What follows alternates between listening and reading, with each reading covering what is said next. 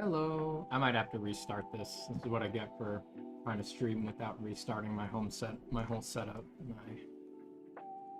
tablet is being ridiculous.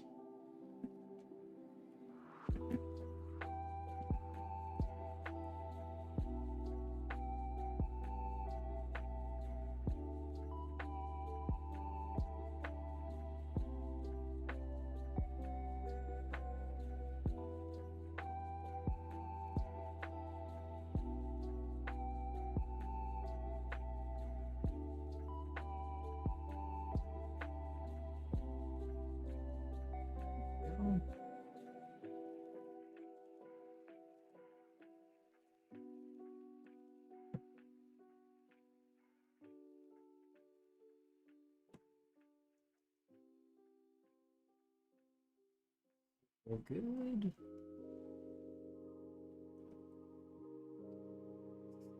Oh, yeah. All right. Morning coffee. Grab your stuff. Do your sketching. Sunday morning. Got a sketch. Let's do a little bit here. Just draw. You should draw whatever you want. It's Sunday. You deserve it. For anybody who was here last night, I have not done anything to this except I sent it to Instagram, and I do this all the time with stuff. I sent it to Instagram and played with the filters and found something that gave me just a slightly different color grade that I kind of liked. So then I downloaded it off of Instagram, which makes it low res and crappy or whatever, but I downloaded it off of Instagram and then I just pasted it. Here it is, the Instagram version. Well, that would be it. Make it normal. There it is, the Instagram version. I just pasted it right over the base and made it a color layer to get the color grade that the Instagram version had. It's not exact. It's never one-to-one when you do that, because the Instagram filters are lookup tables, so they're also affecting the values. They're changing things about the ramps in and out of values. So it's never going to be exact when you just do a color layer to get it, but close enough a lot of the time. Now I'm just going to switch some hue stuff around, and then we will draw something else, I think. You haven't slept yet. You gotta sleep.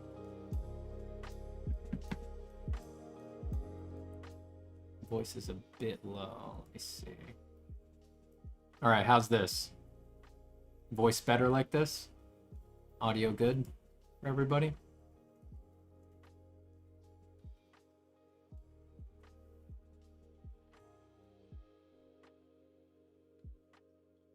Hi, Pon Pon. Hello. All right, now don't sit here watching me do this stuff. You gotta draw.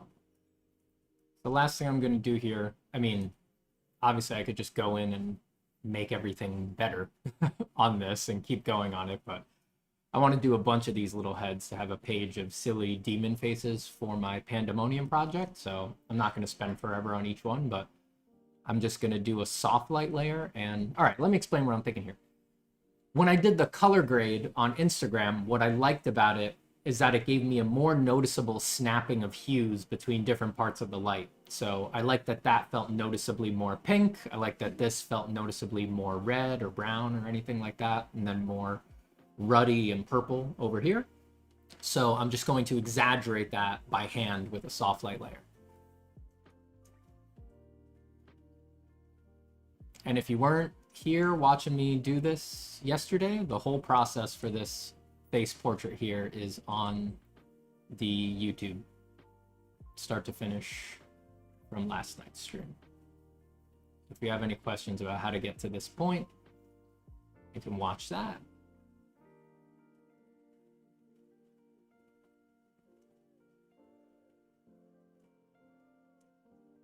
And I'll probably do a bit of it again on another face. One of these. Draw. I don't know. It's the morning. Just doing whatever. We're gonna follow our hearts.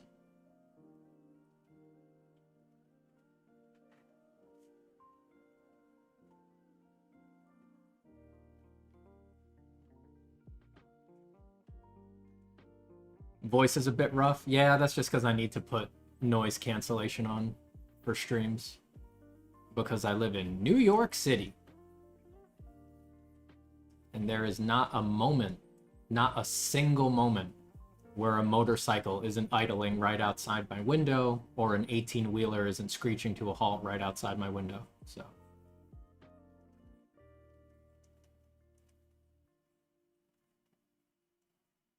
if you guys get lucky, maybe I'll make this whole art thing pan out, and one day I'll move to a quiet place and I can have a nice voice on live streams. But for now, I cannot.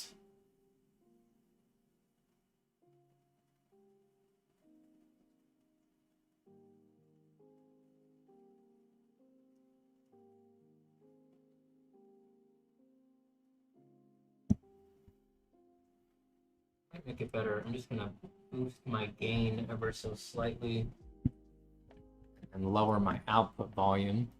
See if that smooths things out a touch. And sometimes if I switch to the crappier noise filter and then go back to the better one, that makes it better. And now I'm gonna stop worrying about that and focus on drawing. So I'm rubbing a cooler yellowish hue onto the specular reflections. Doesn't really matter what color you pick here, I don't think. At least not to me. I'm not getting caught up on any color theory like, oh, it's gotta be cool because such and such, or warm because of such and such. But the point here is to make the different parts of the light just slightly different. Make them feel like they have different hues.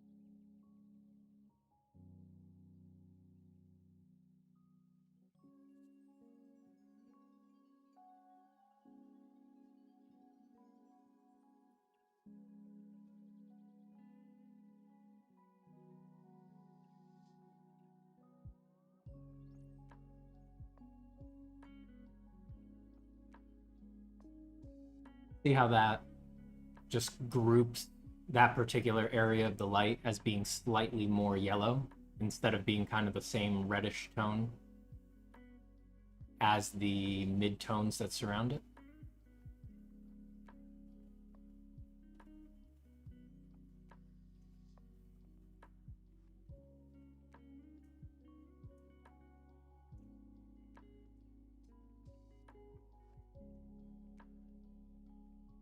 Was about to go watch some of your videos to paint along with? Well, here you are live painting along instead, TGA. So now let's get a redder tone. And the areas that are like right around those yellow, more yellow specular areas, I'm just gonna make them slightly redder.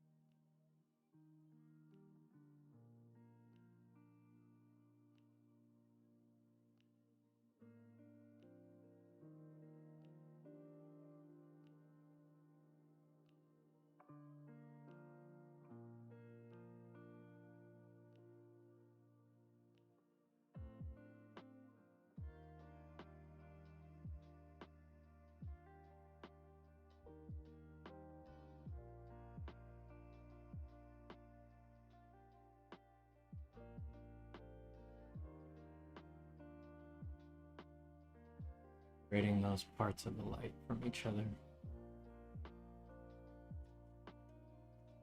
Ever so slightly.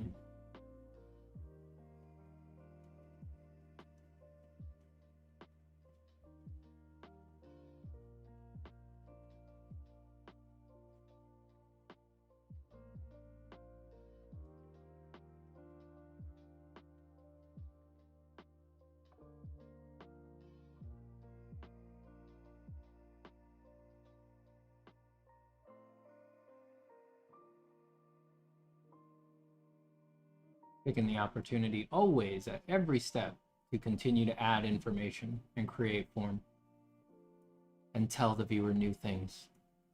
That's what keeps a step from ruining the picture. You gotta always be making it better as you go.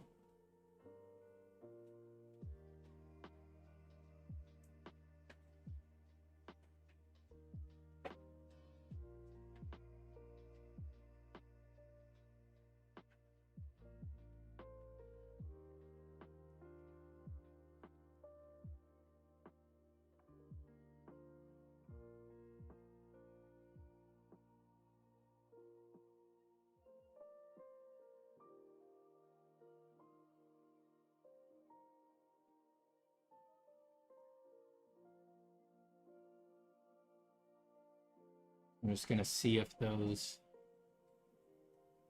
color changes actually read. Yeah, that feels more yellow. That feels more red. I'm going to try to overlay. I'm going to try to add a little bit of doubly variety to where facial hair would grow. See if it looks too ridiculous. Sometimes it doesn't work at all when the face is already too strange. Or the skin tone is already too strange. Like this one's red, so.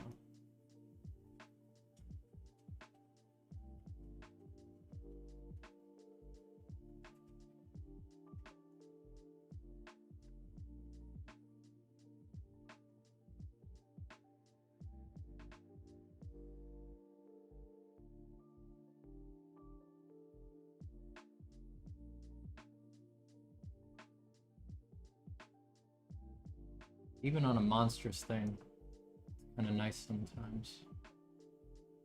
We are very used to encountering some kind of overall value change, different grouping down in that area. That's not doing anything right now. There's already so much variety on the face.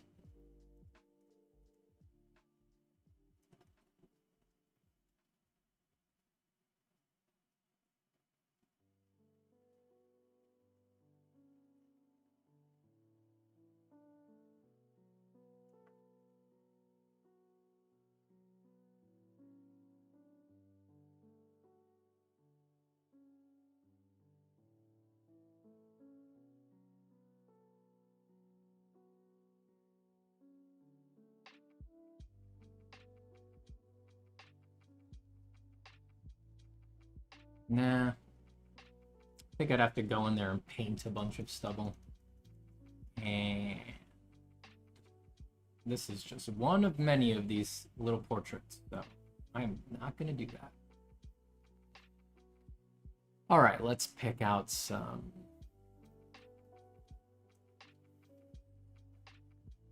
Fine.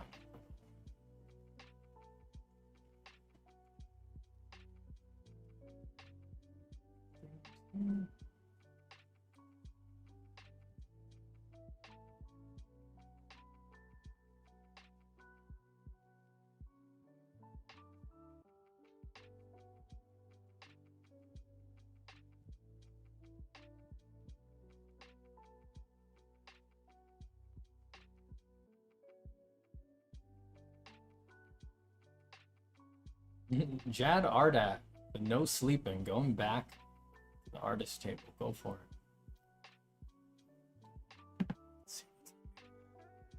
Giovanni says, hey, Steven, is 20 too late to go to art center? I get depressed when I see 22-year-old artists who have already graduated and started working just because they started in their late teens.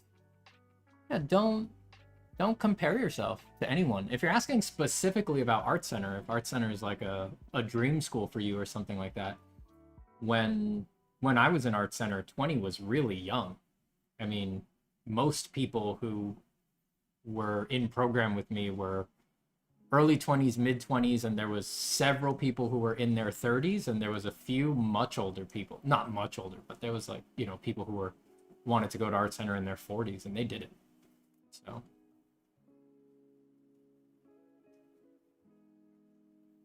that program is aged up a bit. That may have changed since I left, but when I was there, it was definitely generally leaned older than most undergrad programs.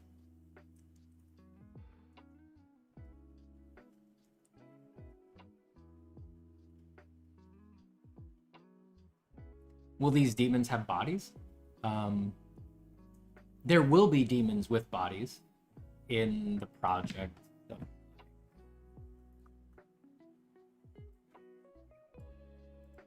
Pandemonium, sketches for demons.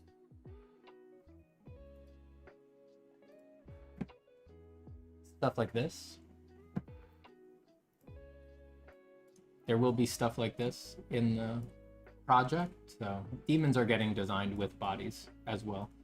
But these, if any one of them really like leaps out like, oh, I love that head, and it just inspires me to, it just tells me exactly what the body should be, then I'll stick it on a body. But right now I want to show like just in the faces and expressions like a variety of what the fallen can look like in their deteriorated state in Pandemonium. So I thought it would be really cool to, in the hypothetical folio for this project, have a sheet inserted in there that's just like 30 of these, almost like they're stickers, all laid out and looking expressive and looking funny and silly, all just bunched together on like an 11 by 17. I thought that would make a really cool page. So I think just as the heads, they could be charming. I probably won't do them all like hard floating head like this. I'll probably start giving them necks. And I might have to come back and paint necks on these guys, but that won't be a big deal. I just don't know if I give them necks, they'll probably go in a box and then they'll be laid out in a grid. But I was imagining them really like floating stickers on a page, which is why I didn't give them necks, like just the head. We'll see. It depends what the layout would be.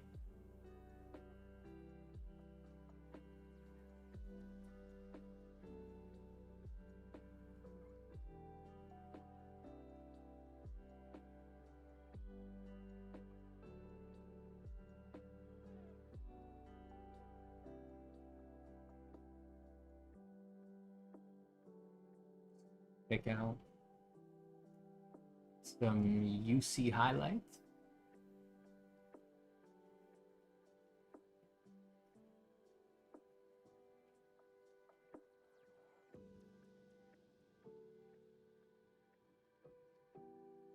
This is just for me.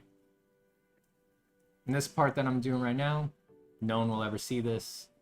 It's not going to show up at the scale that you're going to see these guys.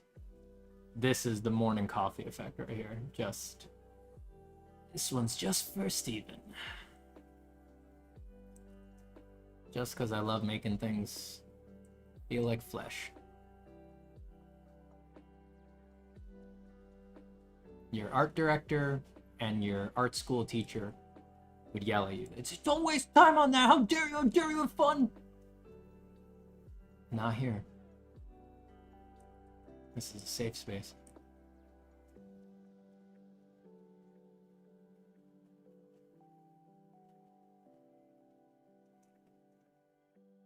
Safe space for wrinkles.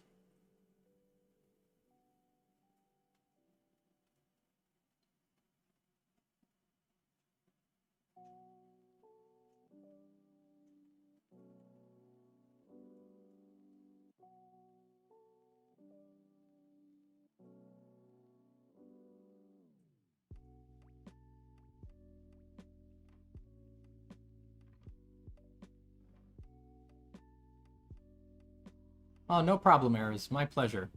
My pleasure.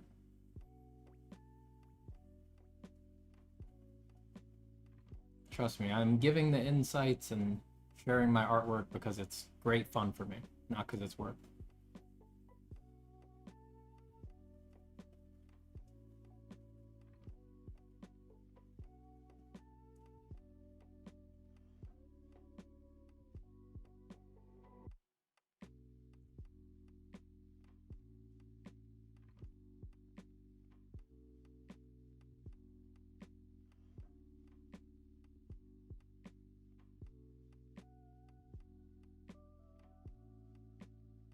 Jason Tam says, will we ever see you perform any more theatrics? Your star appearance in Ahmed's Chance Encounter was absolutely phenomenal. I need more. Probably only for my Principles of Design course, which is quite a ways away right now. That, by its nature, and to communicate those rather abstract and esoteric principles, yeah, there will be theatrics because they will be needed.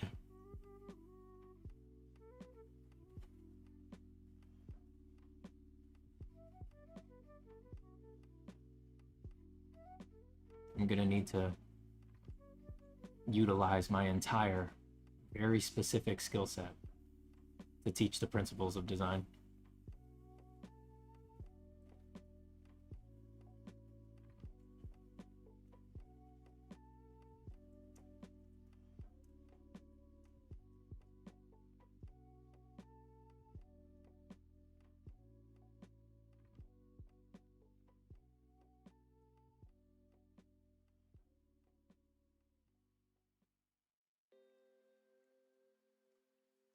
If I want to do a brush mode, so this is all on a normal layer, so there's nothing on this layer but these little touches. See, everything goes invisible.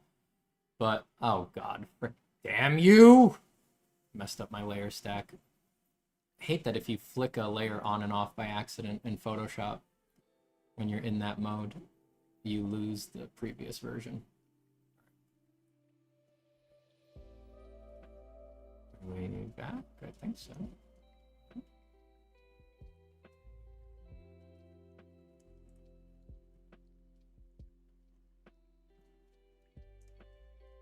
So if I'm on a normal layer and I want to use blend modes on my brush, like color dodge or something like that, but there's nothing there, I will just select the spot where I'm going to work or where I want to do it, copy merged, paste it, merge it in.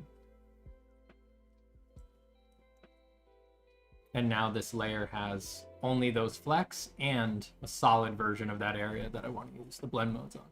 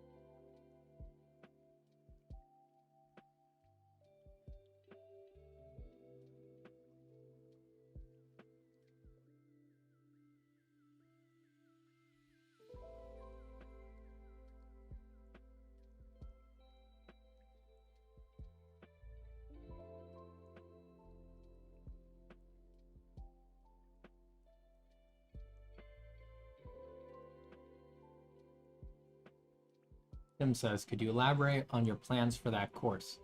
Yeah, that's been my white whale for a long time now, the Principles of Design. I have started and stopped many versions of it before. But I finally just accepted that to do it the way that the subject requires just requires it to be a super heavy lift, to just be as good as it can, as elaborate as it can, as detailed as it can. So I'm committed to it now. I work on it every day, I've been writing the script every day for quite a while now, but it's pretty it's a heavy lift, like I said. And what is it? It's just a complete, I'm going to use the word complete, introduction to the principles of design. So contrast, hierarchy, balance, rhythm, emphasis, variety, economy, repetition, movement, continuity, unity, all of these things that are really the tool bag for making a design good and evaluating a design beyond just gut instincts and explaining them in great detail. It's like, it would almost feel,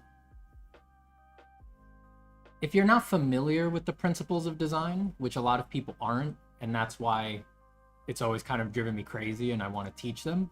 It's like, there's so many people who are like, I want to be a designer, I want to be a concept designer. And you say, well, you're giving them crits and you're like, all right, well, this principle seems off, or you can improve your rhythm, you can improve your emphasis. And they're like, what's that? They've never heard of the principles of design. It's like, ugh, that's just, you're hamstringing yourself. So it would feel almost like an esoteric philosophical introduction to composition. If you've never engaged with the principles before, think like what it means to make something feel right in a compositional sense, but it doesn't apply just to complete pictures. I mean, it applies as much to designing a vacuum cleaner as it does to designing a painted illustration.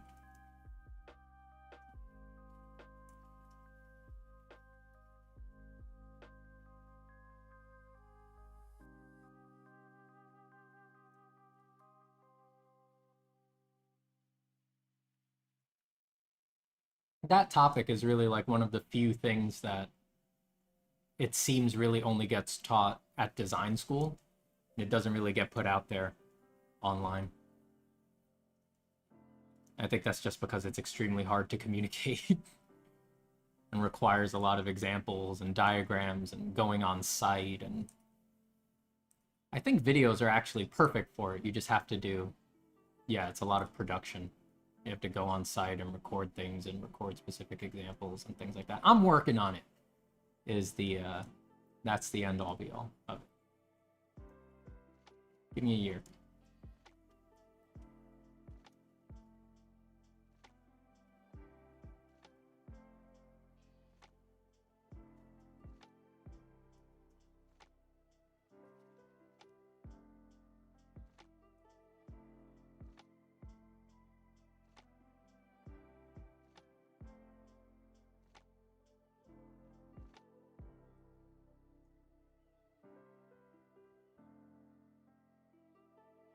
Hello, George. I'm doing well. How are you?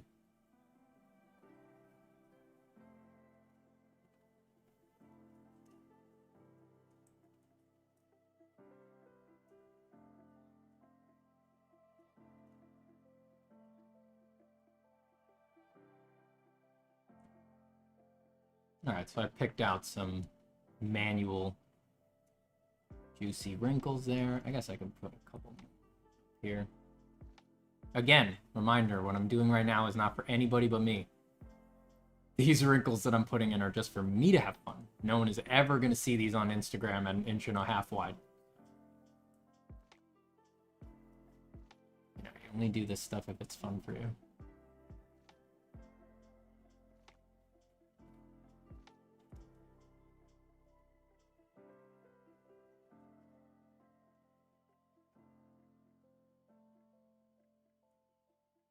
You gotta be having fun. Why else would you draw at 9 a.m. on a Sunday morning? Only do it if you're having fun, people.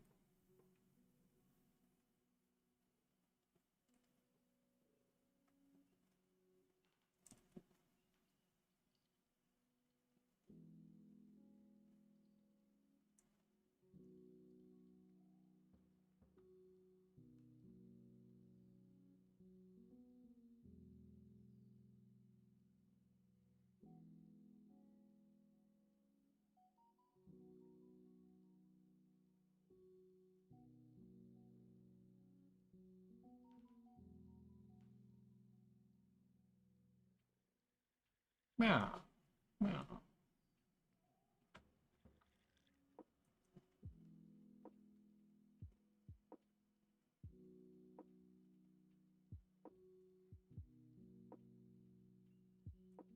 little bit more form on those flyaways. Because life is fun.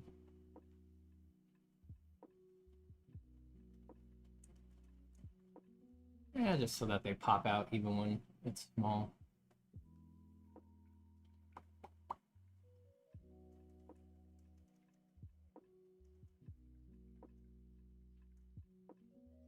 Do a little bit of inside baseball nose anatomy. Ah.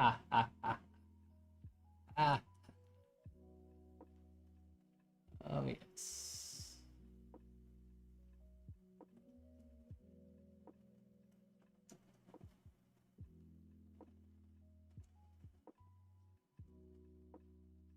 Just for me and the anatomist out there.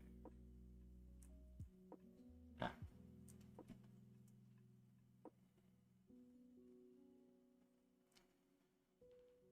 All right.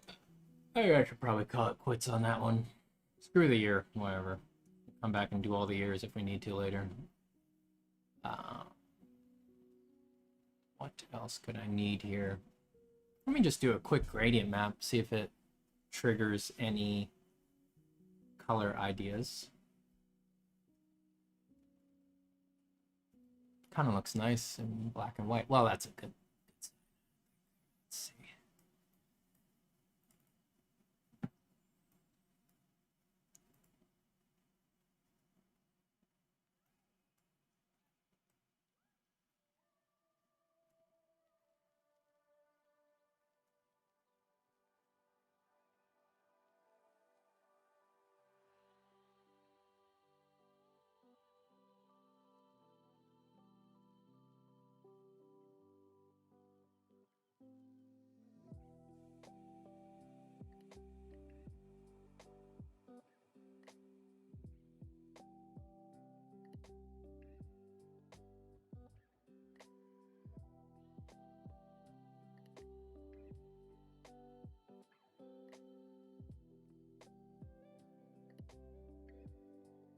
Just give me the thing. I like Procreate's gradient map tool much better because it updates in real time.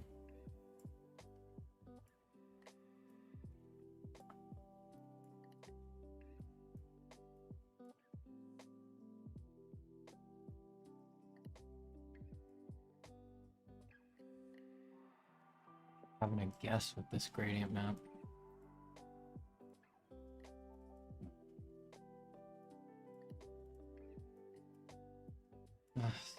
Okay, well, where is it?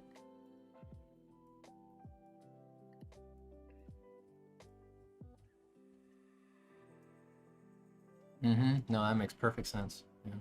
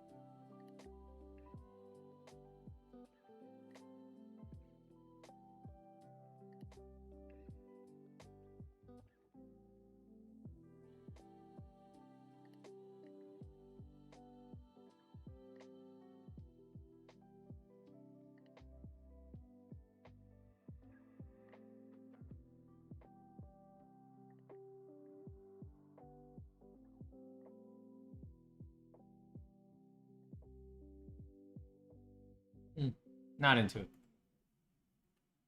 If you wanted to like redo the color temperature system of a picture, you could do that. Where it's like, oh, now it's noticeably very cool in the highlights, and then it rolls off warm, and then it goes neutral in the shadows. You can do that, and then just set it to like a soft light or a color, and then just dump the opacity out until it gives you a split difference of the effect that you want. But I ain't into it. Just gonna leave it like that.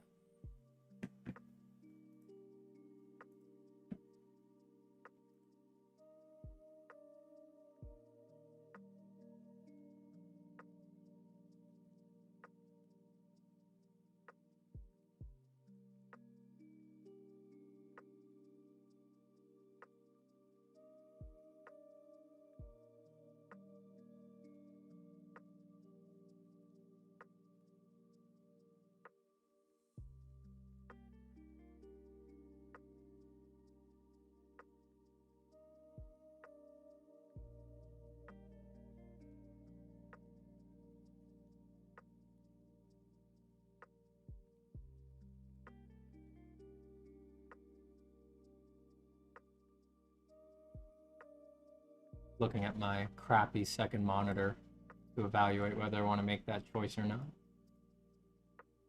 A crappy second monitor is more faithful to how most people will interact with your art than your color correct P3 ultra retina frickin' whatever that you actually do your work on. I'm just gonna take the heat off that slightly.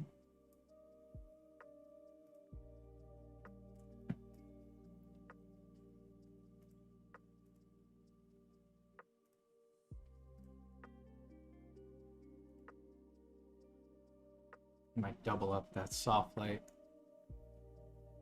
Oh, that didn't work at all. Oh, it's because it broke the... Whoa! How did I do that? That can happen? Oh, that's not good. Oh no, that is an existential nightmare.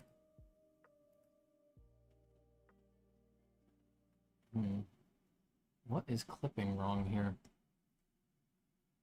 Let's see, so... What can I do? I'm going to duplicate that soft light, clip it, bake it, and then I'm just going to get rid of that hard edge by hand. Oh, good, it doesn't work. No, that's great. Happy to see that.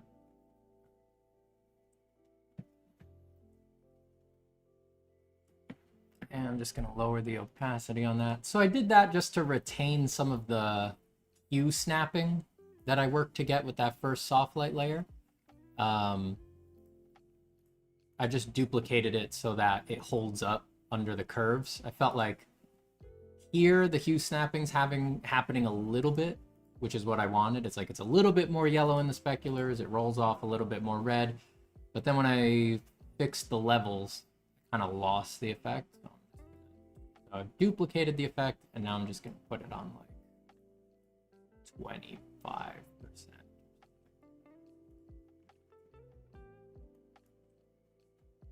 I hate doing adjustments. Some people really like this part of the process.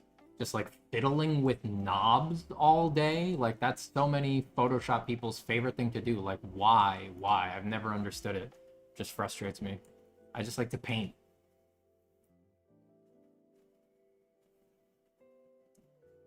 My pictures suffer for it. No lie. I mean, obviously the people who are happy to spend 2 hours painting and then 18 hours messing with adjustment layers to do their color ramps just right, they get benefits from it. They get benefits from it, but it just makes me go to bed. So I really don't spend any time doing it. There's a whole war to be fought there, though, because, you know, it's just color grading, and color grading is people's whole job. You know, color grading movies and things like that, so there is plenty to do there. So let's just say whatever, we'll leave that for now. And to do is gonna turn off. Just gonna do that, select the whole thing, copy merged, put everything back on, paste that over itself. Red guy, work layers, hide all of that. We'll group all of this under a new red guy, and this is him just flat.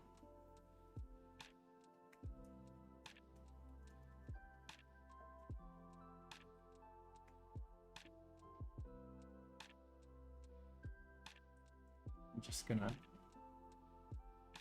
with my mixer brush, soften all those hard edges.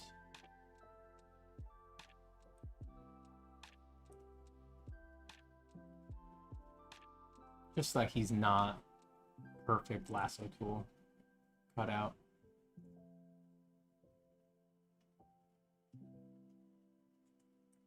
Ideally, you'd want to do this on the color background that they're going to wind up on, because then you can do, see if I turn on sample all layers, this will look much nicer.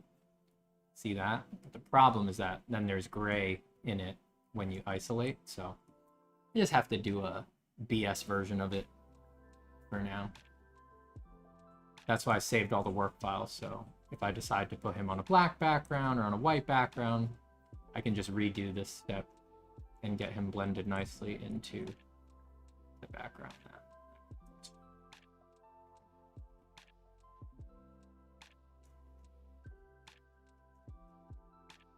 Right now it's just so that it does not offend my sensibilities as it's on the page.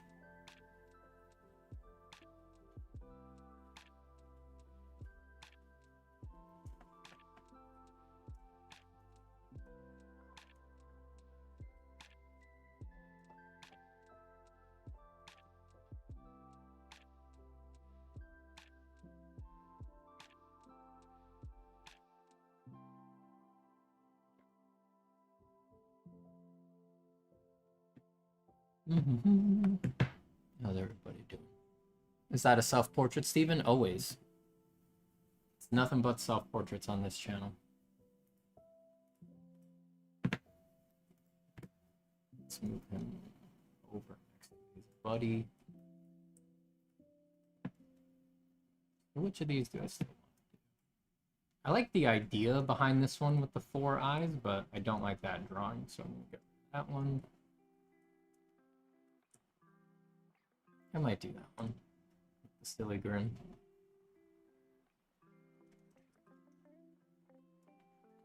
And I might do that one with the big head, but let's sketch a couple more, see if anything rises to the top. I'm gonna go use the restroom real quick though.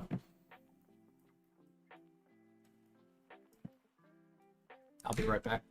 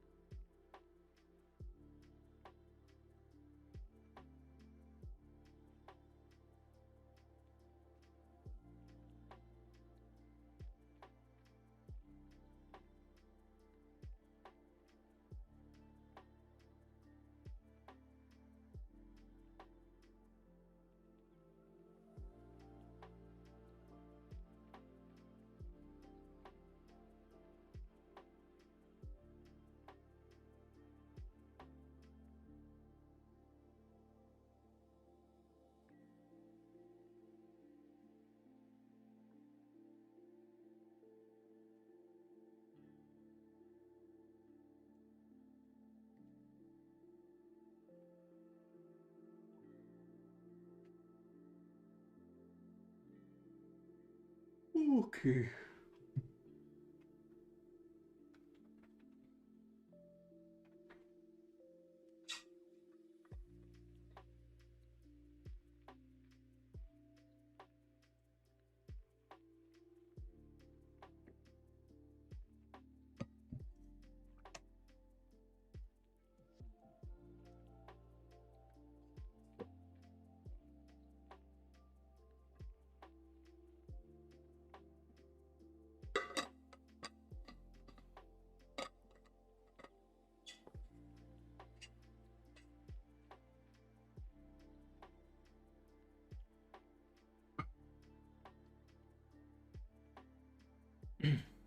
Boomy says, what made you strive to draw something more than just pretty girls?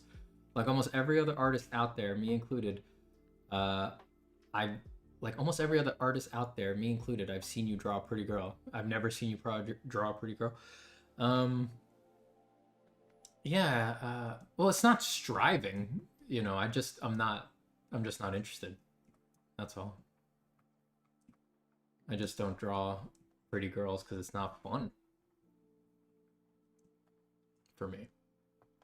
I assume everybody who's drawing pretty girls is having a lot of fun doing it. I hope they are.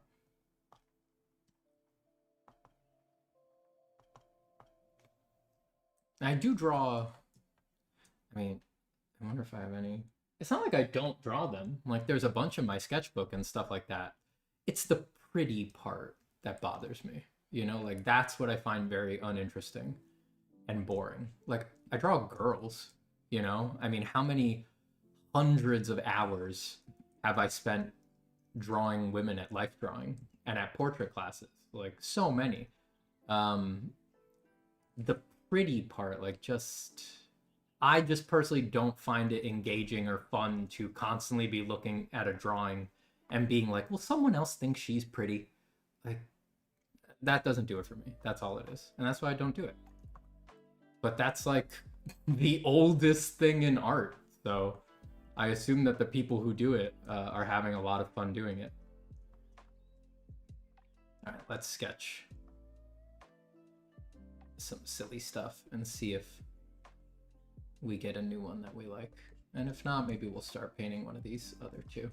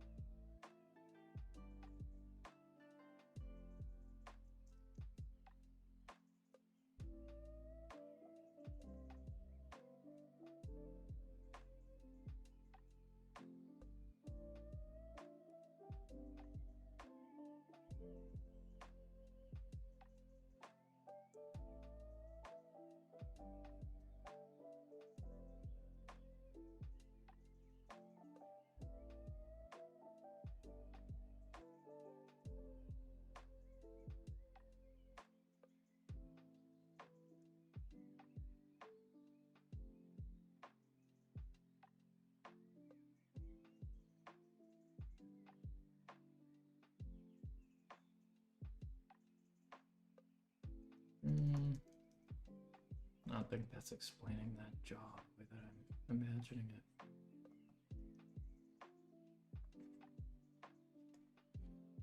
I think the idea is to make pretty things than to just want people to see it as pretty. That's why I draw waifus at least.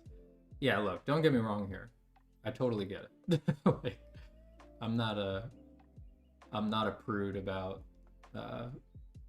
drawing pretty girls or anything like that, or really anything in art. It's just if someone asks me why I don't do it, yeah, it's not a choice. I need to make that clear. It's just that it doesn't contain any of the things that make me want to draw. You know, like, you see what I like to do, like these transformations of form and like making that feel real and integrating that and pushing it really far. If you do this to, you know, it's like the classic, the pretty part, right? It can obviously still be a girl, and I do female transmogrifications, but just the pretty part is impossible on top of that, right? Just because of cultural baggage and crap like that. So it's just, it would hamstring me. It would force me to not do the stuff that I show up at the drawing table for. So it's not a choice. It's just like, yeah, why would I ever do that? There's nothing there for me. None of that is fun for me.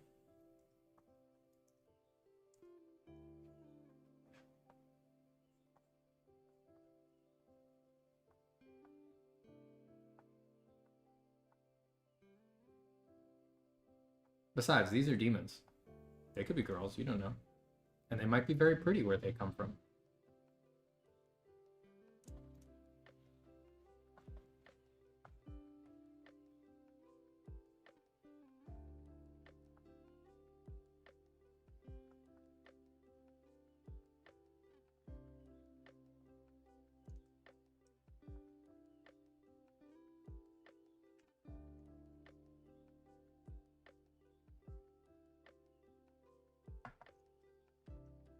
Steven, are you a gamer by any chance? I play games.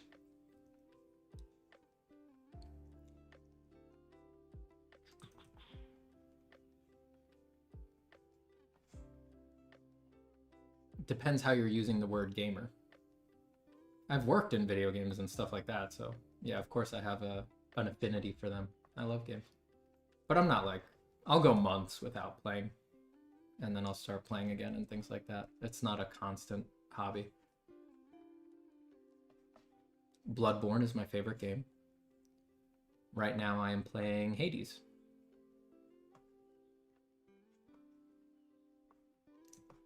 Hades and Divinity Original Sin 2, but DOS 2 is that's like, been playing that for like 2 years now and I've barely made any progress.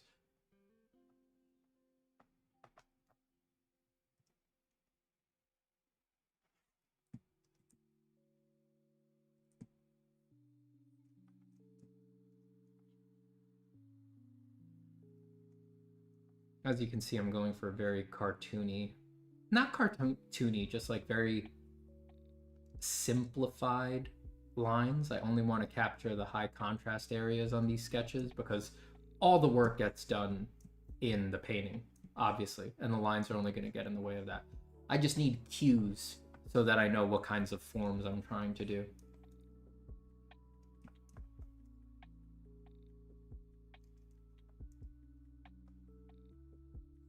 There's something is percolating at the edges of my consciousness. There's like some sort of particular jaw shape I want to try to do, but it has not burst forth yet.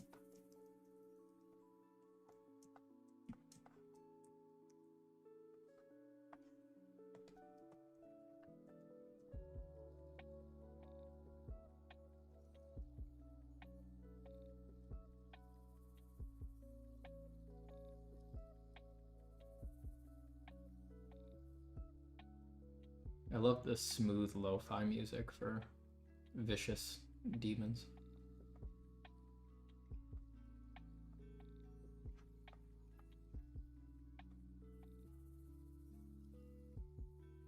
I hope everybody's drawing while I'm doing this. This is morning coffee time. This is your sketchbook time. Explore. Take this opportunity to draw with no expectations, with no worries.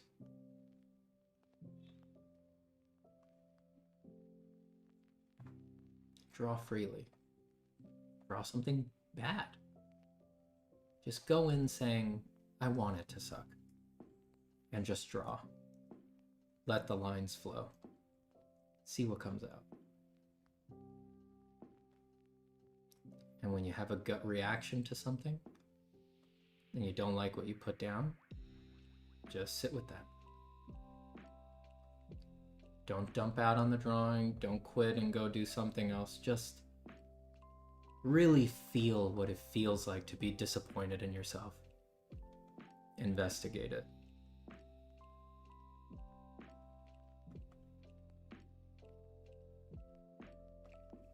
Sit there with all of it. Sit with your own disappointment. Sit with your father's disappointment. Sit with your mother's worry that you're never going to make it. Just sit with it.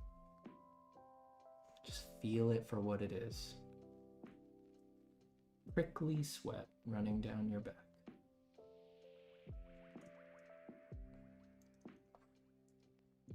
I'll end this on a perfect horizontal so that it can go into a little box.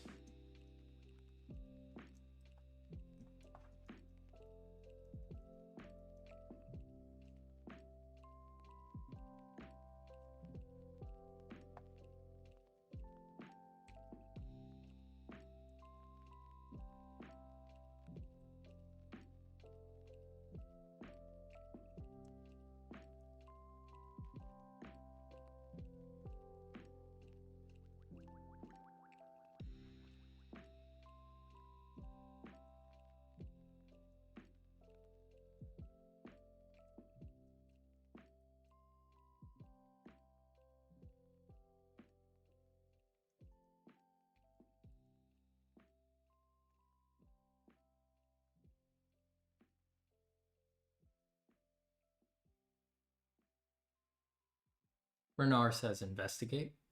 When I say investigate a feeling that arises in art, I mean observe it closely. Like just feel it in the way that you normally don't feel it. Normally, when you feel a feeling like disappointment or fear or anxiety about your art, you're feeling the story of the feeling. You know, you're feeling what that feeling means about your position in the art world, how hard you've been working, the possibilities of having a career, if you're working hard enough on your portfolio. That's how you feel that feeling. So when I say investigate, I mean don't do that. Look very closely and just feel what the feeling actually is. Because the story is not in there. The story is not in the feeling. The feeling is broader than that, more abstract. It doesn't feel like your mother's disappointment. It feels like something else. Just look at that with as much precision as you can. Most people, most of the time, find that this dissolves a lot of the negative energy of the feeling.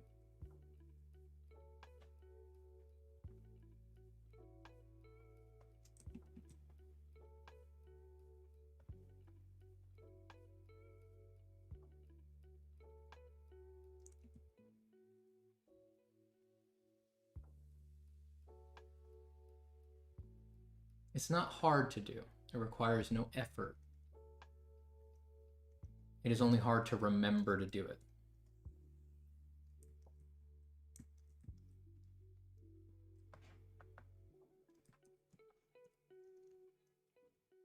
And the story will come back.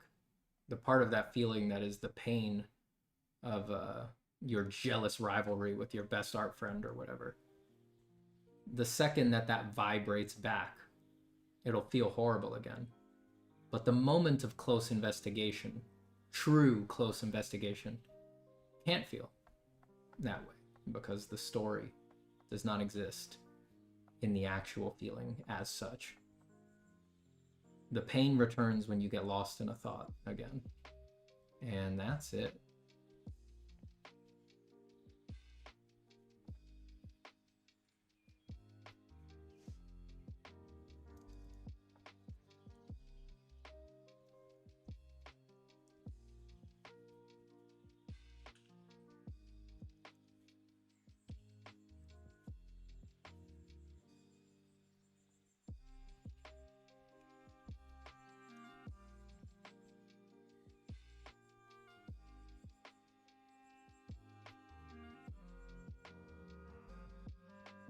Majkan says, do you think there is someone in the history of the world who reached the highest peak in art, talking more in the technical sense? I know that's almost impossible to tell, but fun to discuss. In a technical sense. Yeah, even that's really hard to pin down because the idea of what is technical is culturally determined, right? I think for me, for me, it's Michelangelo, right? But there's people who paint and sculpt, quote unquote, better than Michelangelo. But what freaks me out about Michelangelo is that there was no precedent, right? So there was, before him, there wasn't a person alive who had ever operated on anything approaching that level. So that elevates the quality of his achievement to me. Like he sort of just manifested that out of himself and made it so real and so true. And Raphael sucks. But if you're looking at raw technicals from people who have way more help, way more support, way more tools, and way more stuff to benchmark off of, there's plenty of people who painted better than he did, drew better than he does, sculpt better than he did.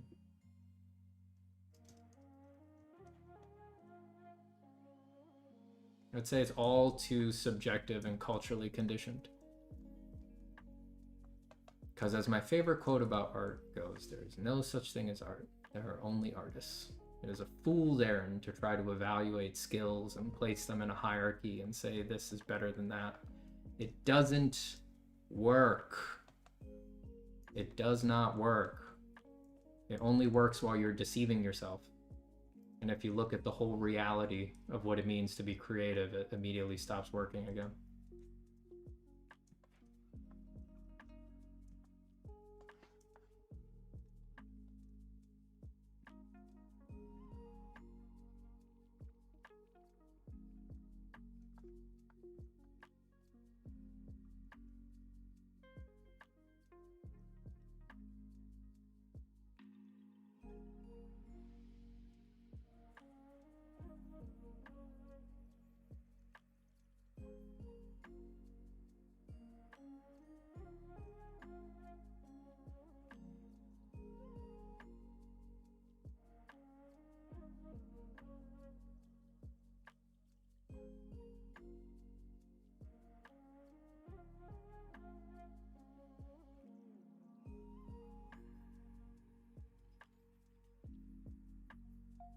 It's so interesting hearing Steven recapitulate live the stuff he said in his past videos. Makes it so much more real.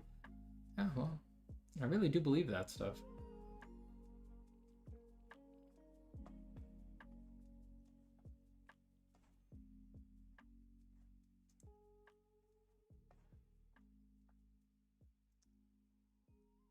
That is truly just my viewpoint.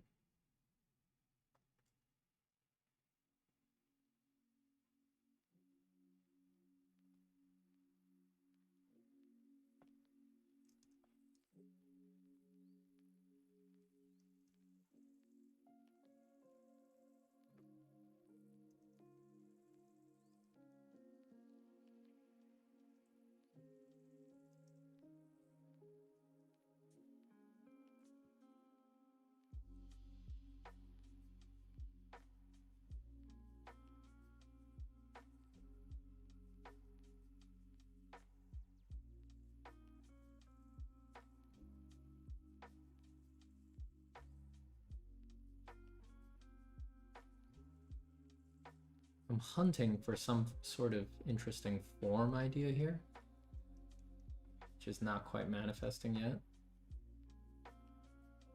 But because I'm hunting for a form, I'm not designing like the expression the way that I need to. So if I find a form idea that I like in these little doodles, I'll need to redraw it real quick with something like this. Like if I'm gonna paint something like this, it's very important for me to have it have like a very strong gestalt of a mood or silliness or something like that, because you lose all of that as you render it. So it needs to start very extreme to hold up even a little bit in the final. If I just did something like this, it would come out very flat. It would all get mudded out.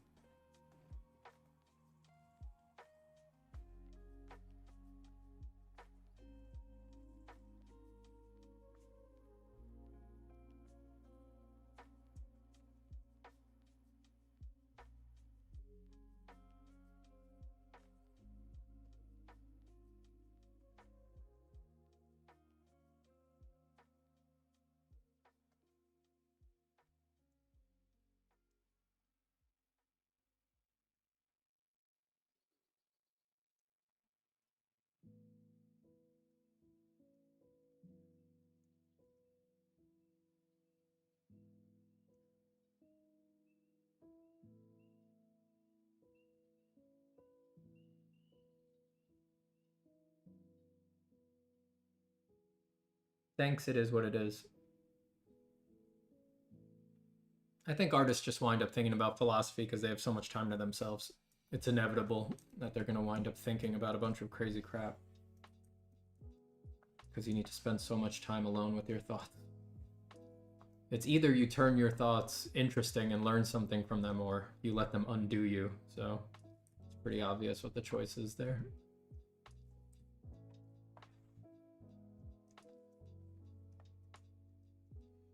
What's your opinion on people dismissing modern art? A big vague, I know, because it requires no effort and it's pretentious. Uh, it requires no effort to go look at modern art, to not go look at modern art, and it is the definition of pretense to think that something is pretentious that you have never personally investigated. There's plenty of good contemporary and modern and experiential and installation art. I've seen plenty of it that I'm like, fuck, man, that's way better than any painting I've ever seen. It's just like anything else. It's like there's good stuff and there's bad stuff. It's just that people who dismiss it have never gone to a show or an opening or, you know, gone to the Whitney Biennial or something like that. So they've never given themselves a chance to encounter the good stuff, you know? It's not my cup of tea, but like I said, I definitely respect it. There's tons of great stuff in those shows.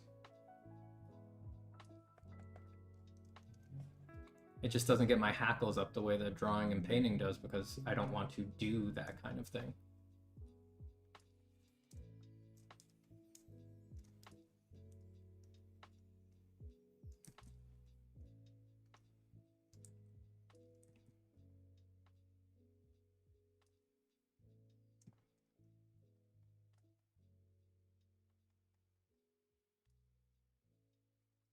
No, thank you for being my drawing friend, Milk. Get out a piece of paper and get it. You're probably all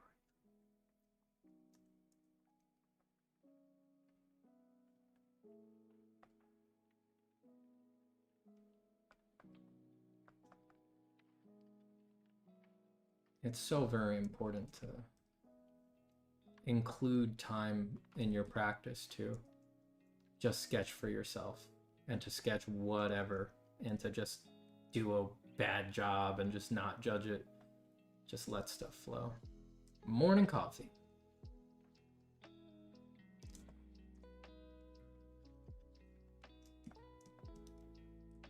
I'm having fun doing it digital these days, but it always changes. My usual is that I have my coffee, and I have a little sketchbook that I keep out in the living room. I go in there with my fountain pen or with my little mechanical pencil, and I just scrawl away in there for a while.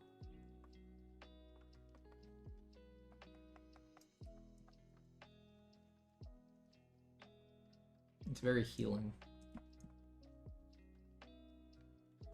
Makes me want to keep going.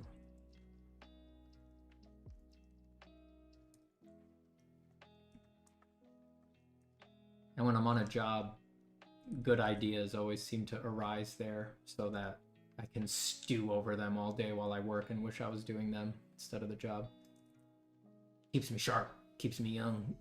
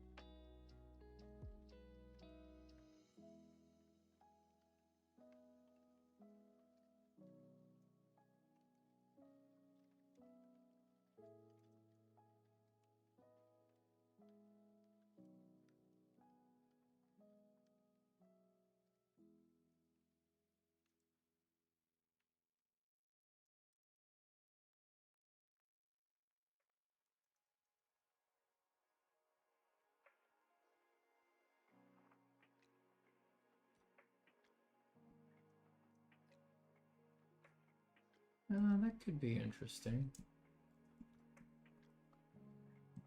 I'd need to redraw it in a better expression, but kind of like the clean inverted triangle shape there.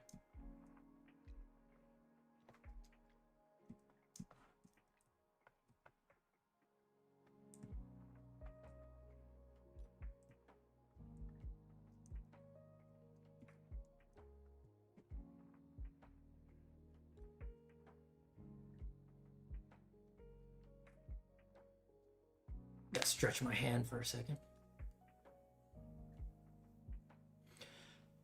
Do you see the face before a line is placed, or does every new intuitive line bring on a new intuitive line, all then quietly moving along the subconscious mind? Yeah, the latter. For this kind of sketching. If I'm doing something that really has a time constraint, or I'm doing something for a job, I can actively choose to do the other thing, where I'll just visualize exactly what I need to do in vivid detail, or as vivid detail as I can before I start drawing. And then I'll just try to do that and just constantly be referencing that mental image. And that's a very uninvolved process. Like if I'm doing an environment job, for example, where I need to design a place, I'll spend a half hour just walking around in the living room or something like that, just imagining what I want it to feel like to be there, and just trying to really vividly see it and just kind of like go there on a mental trip. And I'll spend a half hour, an hour doing that. It's not like a quick thing. It's part of the work.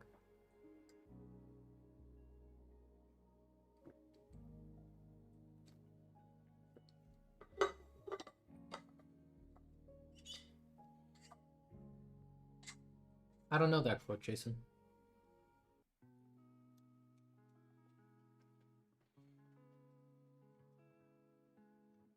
Hi, Steven. I arrived at a place within myself roughly 6 months ago. A large part I attribute to spontaneously and intentionally exploring these paths. During that time, your videos left hints for me. 6 months since my last art blog. I'm very happy to hear that. Congratulations, Color Burn Art. I'm glad all of my Trojan horsing worked. Yeah, I say it on occasion, but the stuff that I talk about in the videos is, there is an actual change that is available. There is an actual experience to be had there. It's not just anodyne, comforting talk. It's a active process that can actually instantiate real changes in the way that you literally experience your art. You will experience it in different ways if you pay attention to this stuff.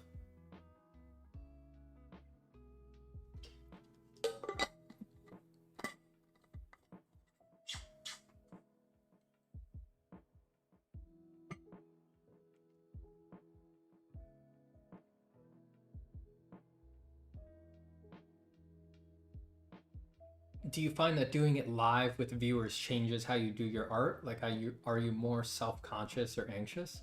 I mean, yeah, but it's not a big deal. I mean, I've done it enough.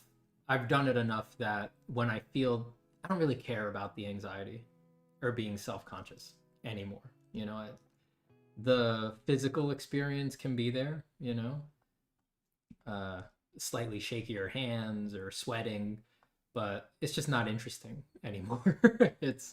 I've experienced that enough that it doesn't really rise to the level of being very important.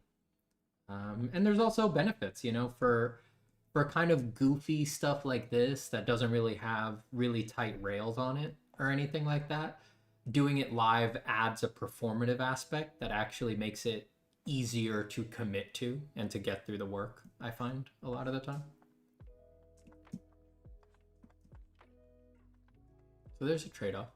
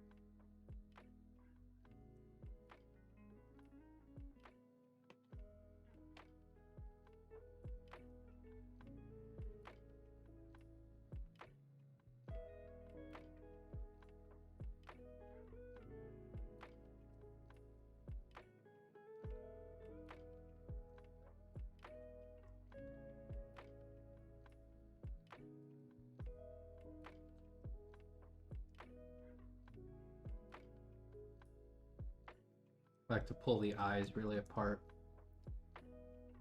to get away from some of the baseline touchstones for a face that feels very human.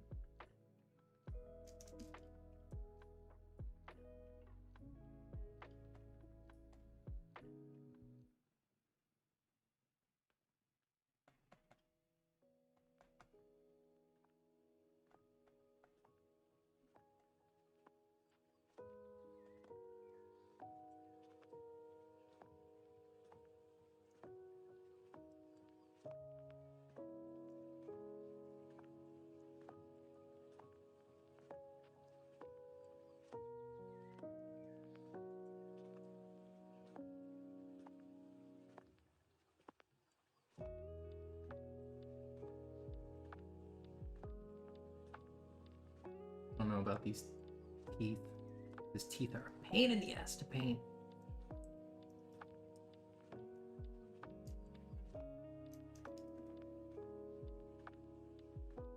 If I'm gonna do them, just have to keep them wide open.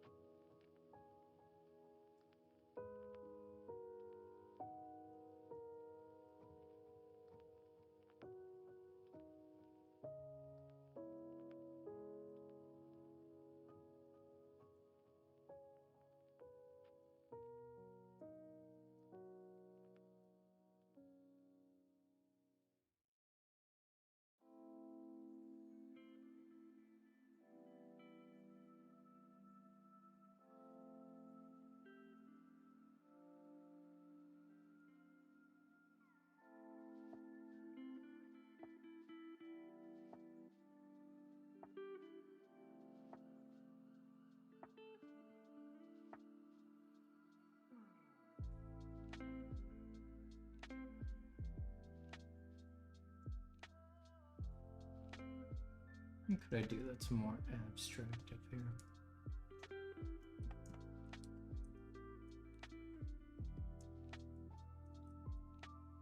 Let's just fling some shapes around.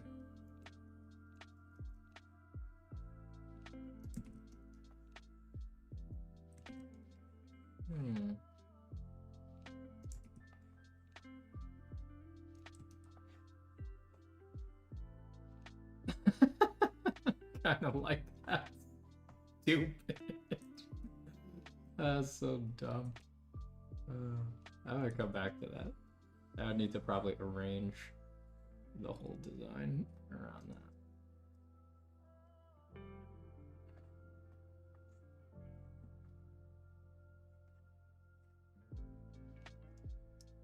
Let's see if we can do something like this.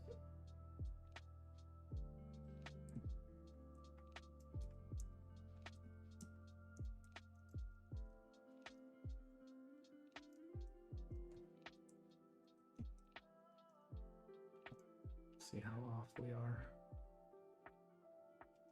In the lips.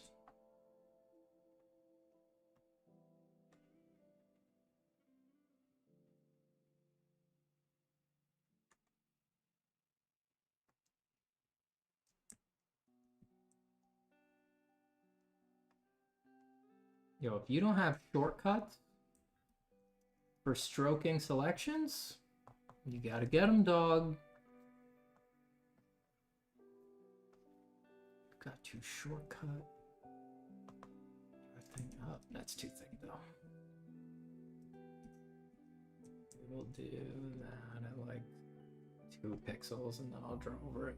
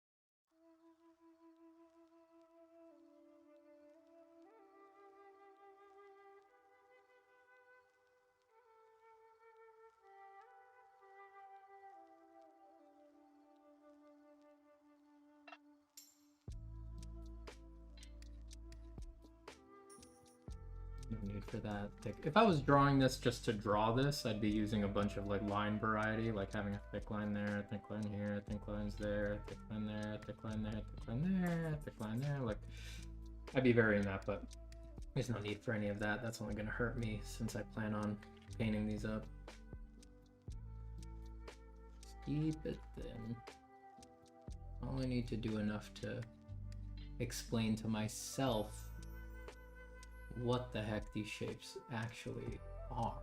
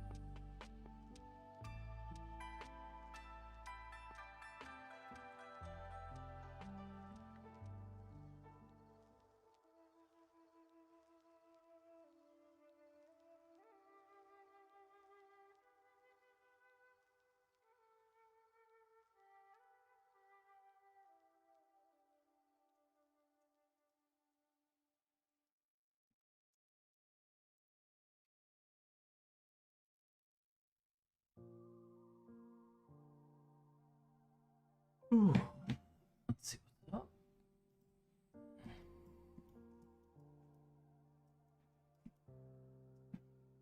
Good morning. Hello. Oh, Roland has a cup of coffee and his sketchbook out. Beautiful.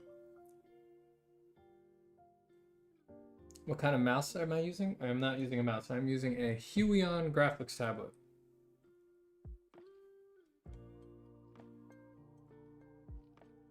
Do I need any academic degree to study in art school, or do I have to be a good student to study in art school? I am bad at math and a couple of other lessons, but I'm hella good at drawing, so can I? Yeah, art schools don't care.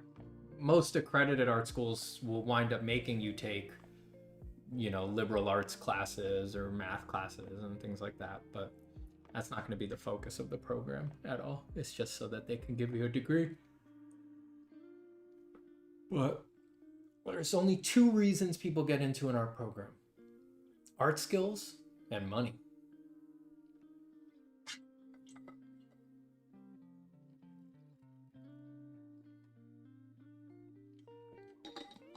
Engin finally caught a live stream since I missed one yesterday and all others. Well, welcome, Engin. Welcome. There is a way or a mood to not get distracted while you are drawing. Well, you'll always get distracted. It's about your relationship to that distraction, you know? A lot of distractions come up for artists while they're drawing, like being stressed that they're not doing a good job, or worrying that people aren't going to like this when they see it, or that it's not on brand, or they're not allowed to do this yet, or something like that. Most artists, when those feelings come up, they think they matter and that they mean they need to do something about that. And 9 times out of 10, the line of reason says, oh, you should stop. You should stop making art. You should stop creating. You should, or rewind and do something else. Like, oh, I'm not allowed to try to make my comic. Oh, I'll just go practice the fundamentals instead. That's what I'm quote unquote supposed to be doing. So those are all distractions. And the relationship that most people have to those distractions is unhealthy. They take them too seriously and actually react to them like they matter at all. And the truth is that they don't. They're just random. They're just the insidious part of our recursive mind that is constantly wasting your creativity to find reasons to not do things instead of doing things. So you change your relationship to those distractions to just notice them and then nothing else. No judgment, no reevaluating them, no putting them in a new bin. You just see them and on to the next thing. On to the next thing. That change in your relationship to the distractions is extremely useful and can have profound effects on how you work. I.e., it can keep you working, which that's the main problem for most artists, is that they keep making choices that keep them from making pictures. That's the most damaging thing that most artists go through. It's not really about a lack of skills or confusion or not knowing what they want to do. It's just that they're letting all of those things keep them from making art. And this destroys the mind. This rots the art soul.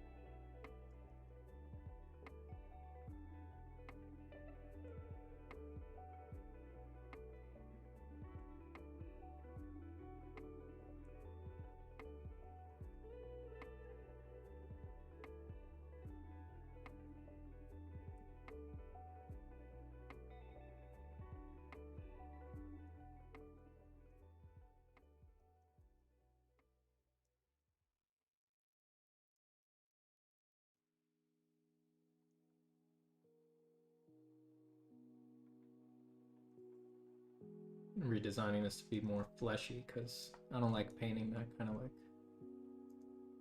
hard everywhere bony stuff.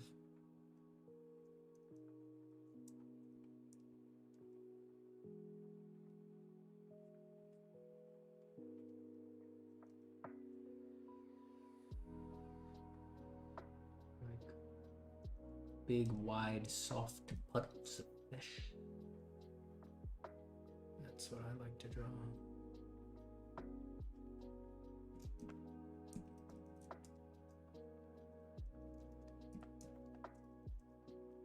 I'm trying to make this very abstracted and weird. But it's a difficult balance to strike because when I look at areas like this, I know when I turn that to color, I'll have no idea how to paint that. You know, it's going to be a struggle. It's not like I can't work it out. It's just not going to be smooth. Like, this is just lips and noses and eyes that we're all familiar with, just in odd proportions. But on this one, I'm trying to do something a little bit more messed up and strange. And that always becomes a back and forth of trying to figure out what those forms actually are.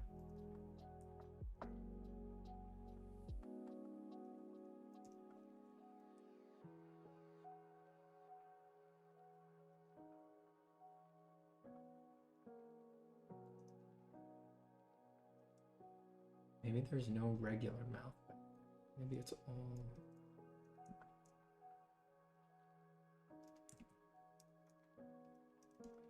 I mean, that's just a big negative space. There's no tongue, there's no opening to a throat.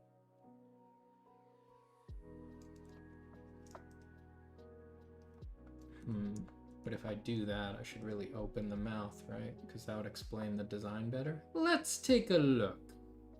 Let's problem solve. Open that up.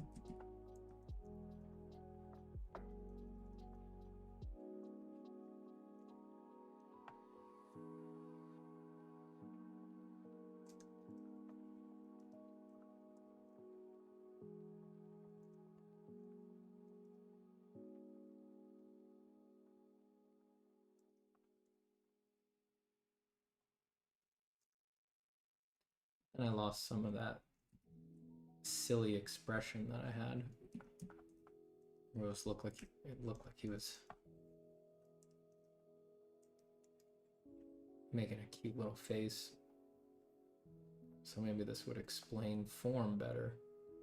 But is it worth it if I'm losing the silliness of it? What are my priorities? So yeah, if there's nothing back here.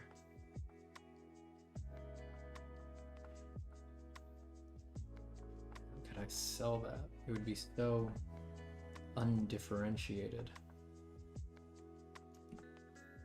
Nah, not worth it then. Like, it's not worth it to do that if the mouth is just open in the way that we're used to seeing the mouth open. So it would be to close it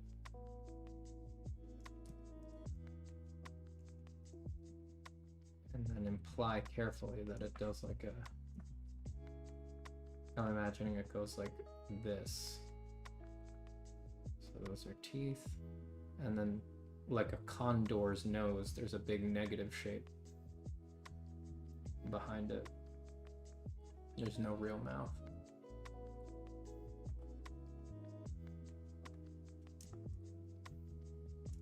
So he's something like that in profile, which is really just telling me that this should be a profile instead of head on. But you know, that's one of the curses of being a hack and a bad artist, is that you make bad decisions all the time. But this is my lot in life.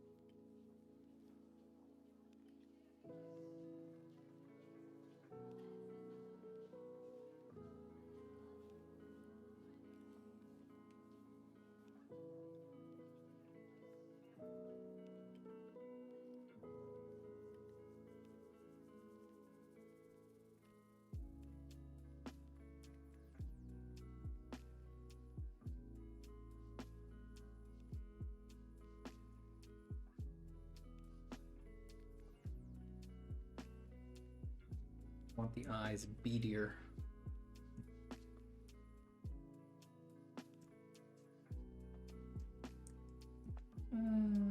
Yeah, I like that better. The other ones have pretty big eyes, so.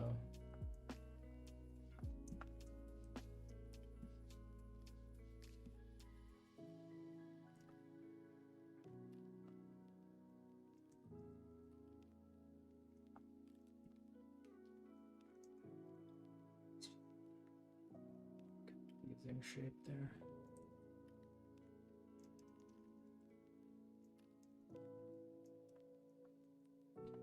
I do not want to elaborate on the lines too much because then I just will be wasting time since they're all going to get blown out. Let's see, what would I need? What else would I need to do to this one to have it ready for values? I just need to figure out a transition for this nose. Figure out what combination of specks and slashes will make me feel like I can see what shape that nose is on the face. Hand stretch. The slightly puzzled look on his face. Yeah, when you're gonna paint stuff like this, you gotta hunt for a little bit of, it's gotta be really pushed at the beginning. It's gotta have some expression, some sort of character to it, or else when you render it, it just completely saps everything out of it. Like, look at the,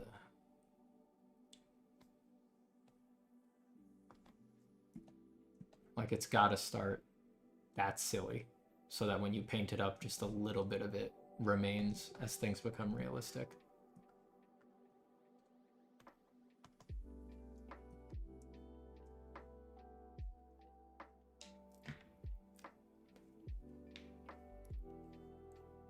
He looks like he just tried to bite into a lemon. Yeah. Yeah, I like the weird, like, not scariness of that strange mouth. That is just, like, odd and pursed.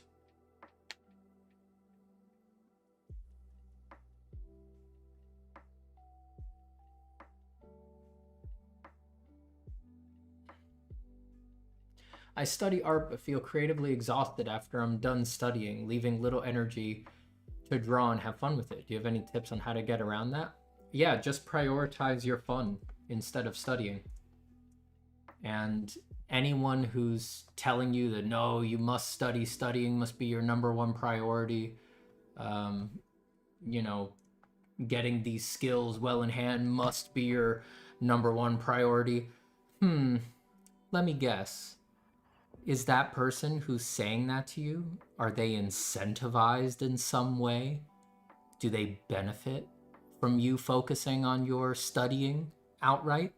Do they perhaps grade you and they need you to hand in a grade every week, a homework assignment every week, so that they can grade you so that they can do their job? Could that maybe be the case? Yeah. Do what they say, like you're in that system, but take it with a grain of salt. Prioritize your fun first. If studying makes you not want to make pictures and not want to make art and not want to draw, it's the wrong thing to do. And I don't care what artistic cultural milieu you're in, if you're in the illustration concept art world and it was like your skills are everything, you gotta work on your skills, you gotta be so good, you gotta be a badass. I don't care. I don't care. No one should. Anything that makes you not make pictures is the worst possible choice for an artist. That is always the wrong choice. So prioritize your fun first. Lie, steal, cheat, do whatever you need to do to draw for yourself and have fun first, and then dump your exhausted, tired energy into all of this abstract skill building that people need you to do so that they can grade you. You're going to forget half of it anyway, so it's better to put your good energy into your stuff instead of the stuff you're going to forget in a year anyway.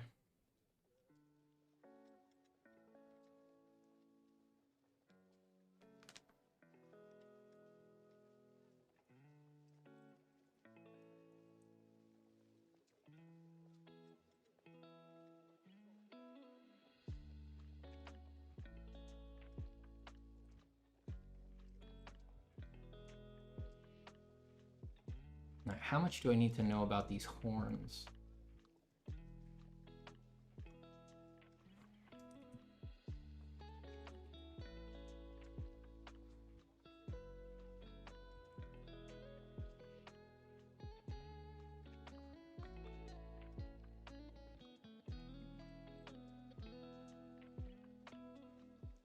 I need to give them some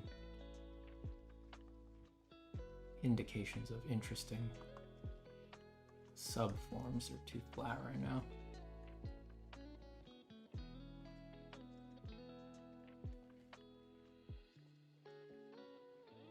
Hi, Salim.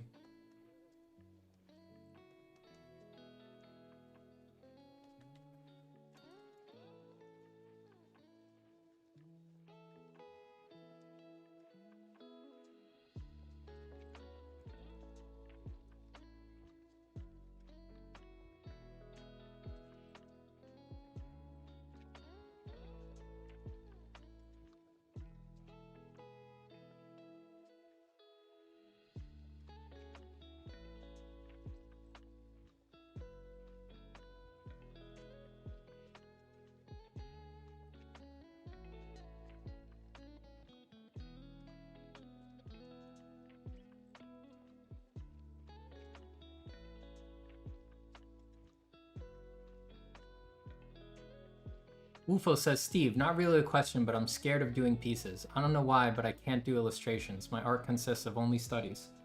That is, culture did that to you. And that's all it is. Your mom, your dad, your sister, or maybe your best friend when you were a kid said one stupid thing about how good you were at drawing that they don't even remember anymore, that you've been turning around in your head forever. Or some art teacher did the same thing. And you discovered studying. Wow, studying. I'm doing the right thing. If I just keep studying, no one can say that I'm doing the wrong thing, or that I'm not taking this seriously, or that I can't, or that I'm in the wrong place, or that I'm not doing what I need to do to improve, or that this is a bad idea. I can always say, no, studying is a thing that you do it and you get better at art, and it's the right thing to do, and it's very serious. And that's just been stuck in your craw. It makes you horrified of doing the stuff that made you want to make pictures from the beginning. And you might just experience it as completely self-referential. You might say, no, it wasn't about my mom or my dad or that one best friend or that bully or my art rival when I was a kid. It was about, it's just about me. Like whenever I do a study, I'm like, yes, I'm getting better. And then when I do an individual picture, I'm like, oh, well, why would I work on this picture, this creative picture, when if I study for another week, it'll be that much better for it, right? That's just the same thing. That's just culture, art social media, art conversations, art YouTube, just poisoning your creativity. You need to draw a marquee around that part of your brain and delete it. And remember that you did this to make pictures. You need to practice making pictures. You will only suffer from lack of mileage making pictures as the years go on. Trust me, I have. I speak from experience.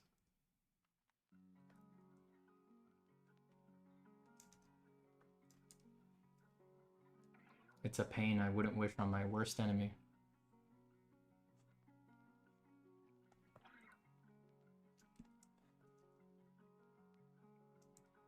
There is nothing so painful as spending 15 years getting top of the class in studies, and then when it comes time to make anyone care about what you're doing at all, realizing that you are utterly inequipped and no one even told you to pay attention to that, and that you have to build that boat from scratch the way that you should have done 15 years ago.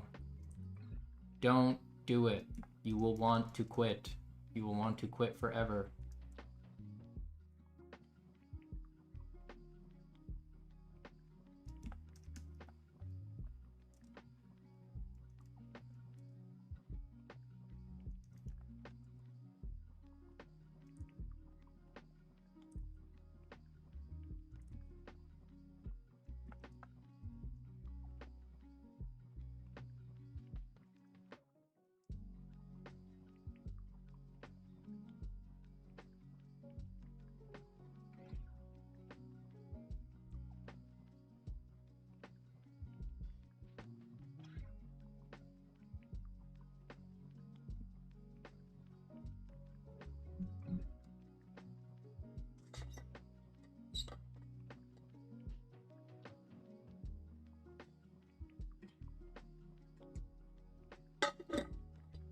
Glad you like those horns of all being.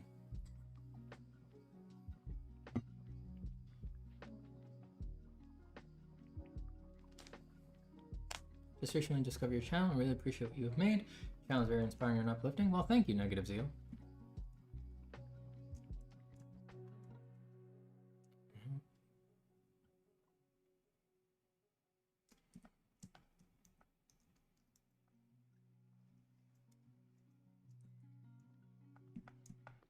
All right. Well,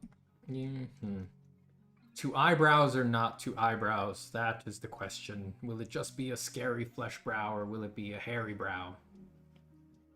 I'm liking doing hairy brows lately. Nice local color change. Makes it look more silly. Makes it look like an old man. Alright, so let's not work on this too much more. As you can see, very simplified lines. Goofy in a lot of ways. Just enough to indicate high contrast there, because these are even way further than I did for those guys, and that's only going to hurt me probably.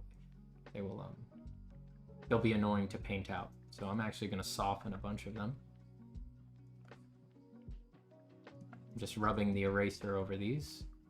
All this stuff, like, think about it, right? All these folds on the flesh, they're not going to be true shadows. A lot of those are just going to be halftones interacting with highlights, and they will feel for me, but in reality they're not going to be true shadows that have these deep pockets underneath them. So all of these internal shapes, I want these to be low contrast, so I'm just going to hit them all with the eraser so they're a little easier for me to get rid of, and I'm leaving the contrast around areas like eyes, mouth, nose, that will really be true pockets of high contrast stuff.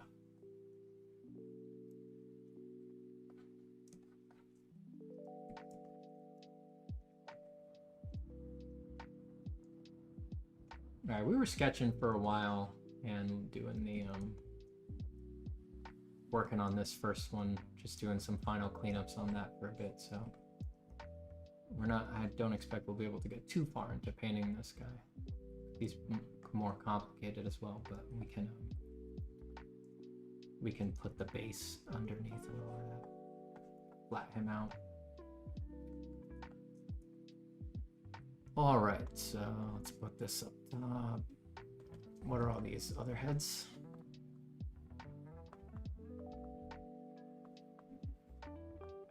Let's put these at the bottom.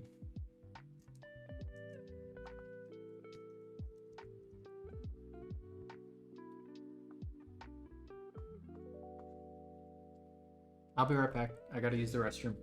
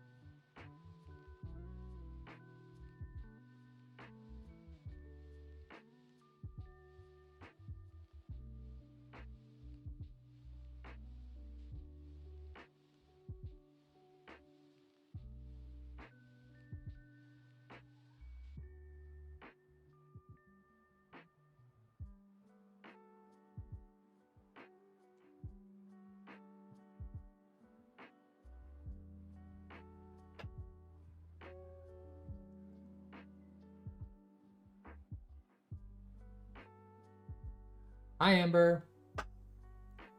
New workshop is going good. Just doing the email pregame with all the workshop students so far. Haven't gotten into the Discord yet.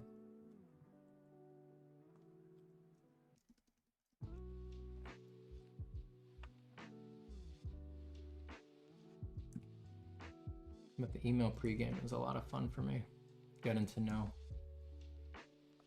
everybody one-on-one and having the deep art talks about what they're going through. I like that.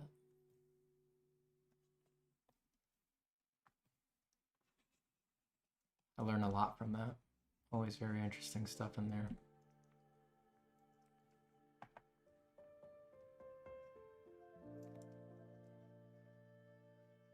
A lot of my videos just get spurred on, or I make them because I recently had a conversation with a student about that topic. It's often what determines the emotional tenor of one of the YouTube videos.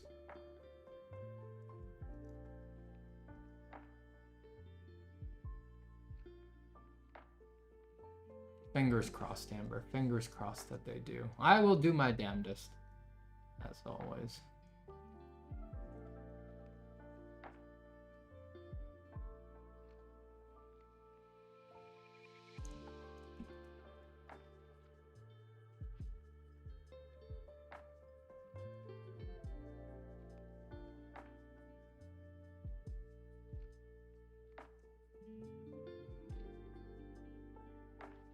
Doing the flat for this guy. How big is this guy? So he's at 200 here. That's fine. I don't want to do this stuff too high res because the higher res something is, if you're going for like a rendered look, even like reasonably rendered up, the more high res it is, the longer it takes. And if you do it, if you keep it low res, it tends to go a little bit faster, just because everything blends into each other a little bit more. And when it's really, really high res, you get crisp strokes on everything that you put down, and then those become very contrasty. And if you're not going for that, then it takes a while to beat them up and get them out of the picture.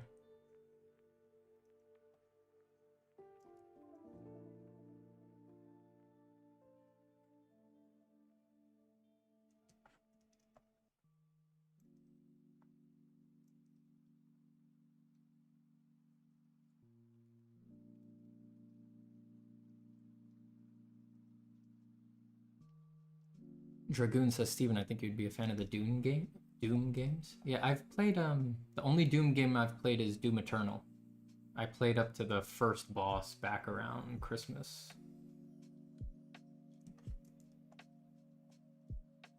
I'm sure I'll come back to it at some point. It was really fun. It's a good game. That's a good game right there.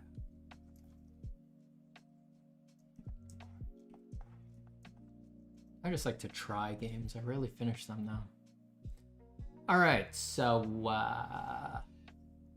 there's the flat, just solid red.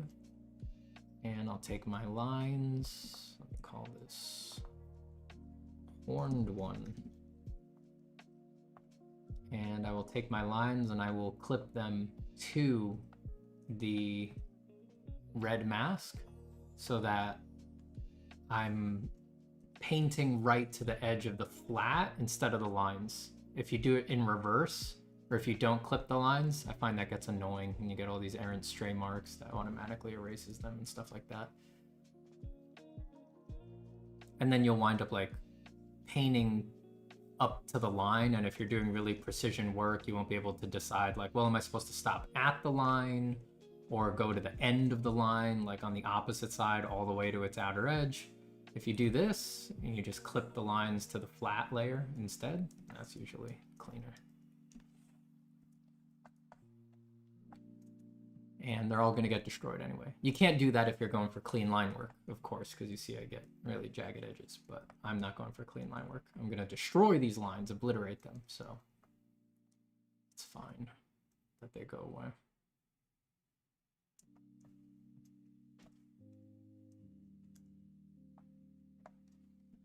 So what do I have? I have a green one, a red one. That face strikes me as red, but maybe let's try to do like a yellowish one. Or maybe violet? I feel like I always do violet. Just think of doing too many. Violet's like my comfort zone color to paint with because it has such a wide value range, so I just stop thinking in color and go back to value. Let's try to do like a paler yellowish one, but I don't want it to go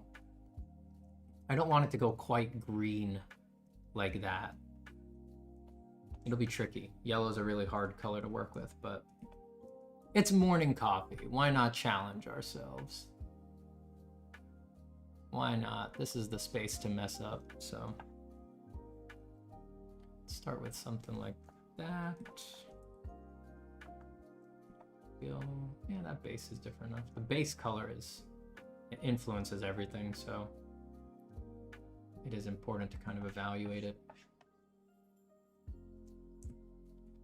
And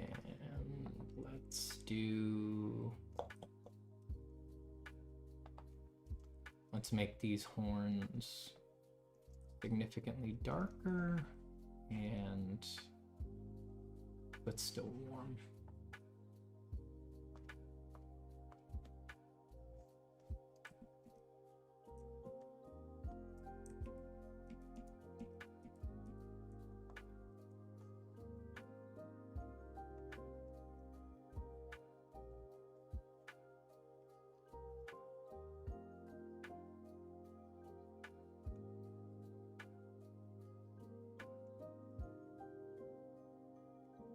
Add a few colors for that. Let's see if they go blue, what happens. Oh, it's not too bad. Dark red. Ooh, I kind of like that.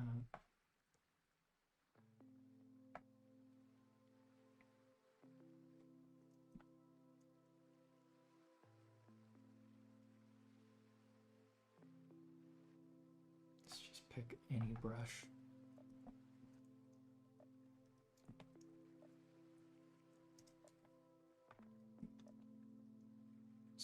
Actually design this edge. It's much too sharp. It makes me upset. Let's just draft it out with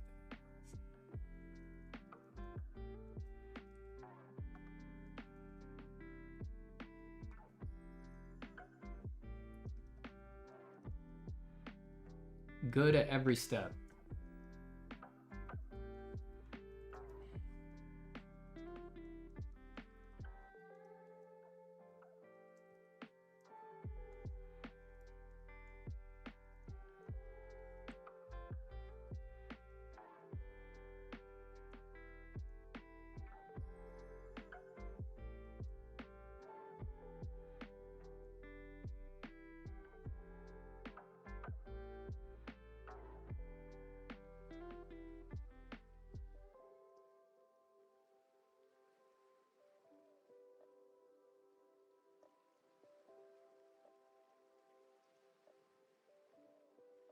I don't know how far I want yellow to show up. Into the horns part of the picture. Into the lands dominated by the horn.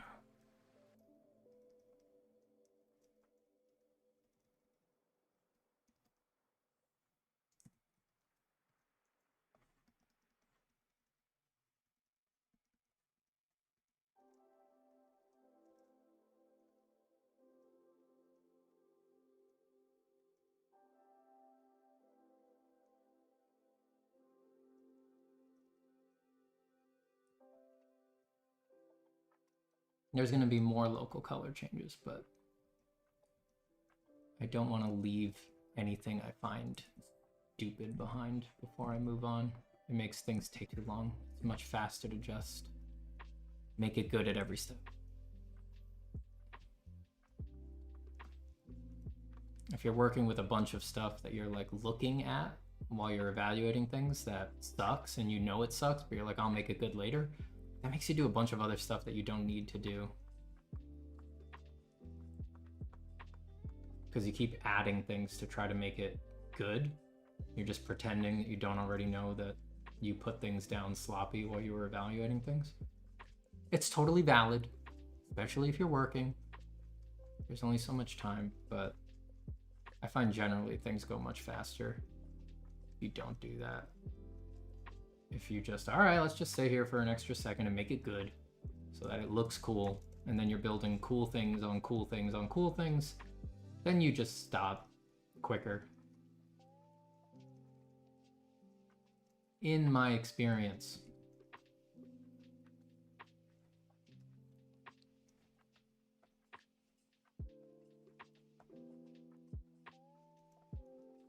I want this all pretty soft.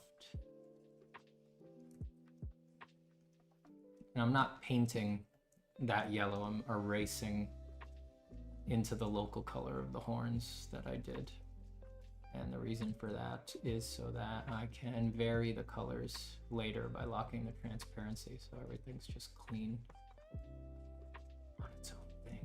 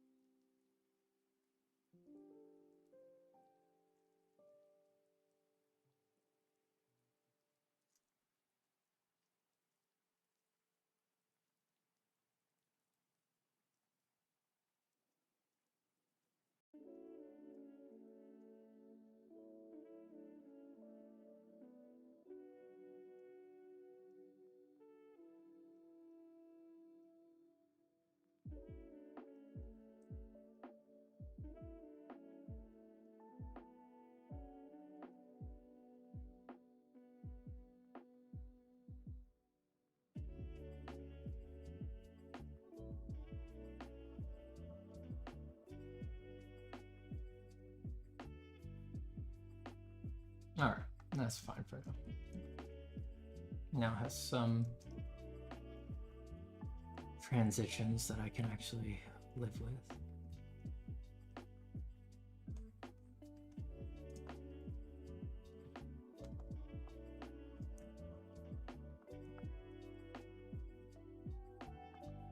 Let's see, what do I want? What do I want? Let's do a little ruddier color. So this is not shadows. I am just trying to say, instead of that base yellow, in certain areas, maybe like around the eyes, it gets browner and redder. So because these are local color transitions, you'd better believe these better be soft, soft, soft.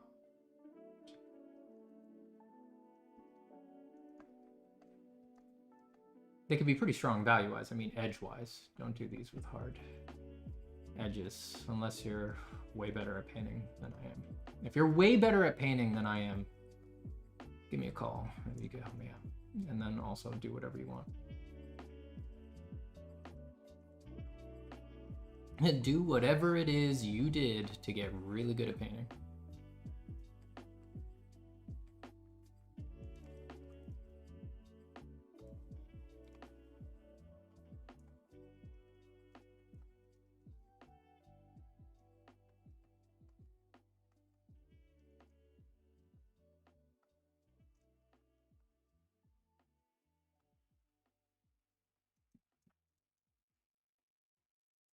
I'm gonna put some nostrils in there. I'll need to design that out at some point. I don't want those to just be like a skull hole, I don't think. I'll think on this. Famous last words, I'll figure it out in the paint.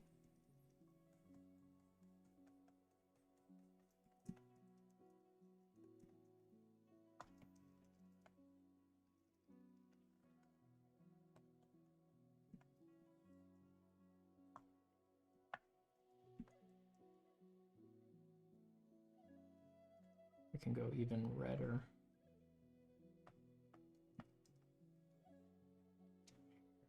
You can go pretty aggressive with this because with the color choices, like I said, edges stay soft, but the color moves here. You can go pretty aggressive with this because once you add a bunch of contrast with lighting and things like that, you're not going to see any of this crap. All of this is going to disappear.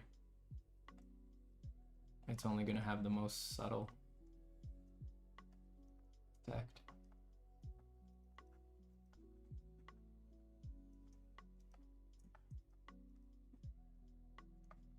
Which is true to life, but confusing to paint that way. Maybe we could do like a lighter modulation up on this dome.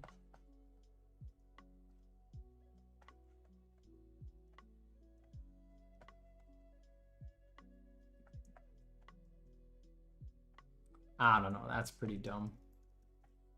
Didn't work.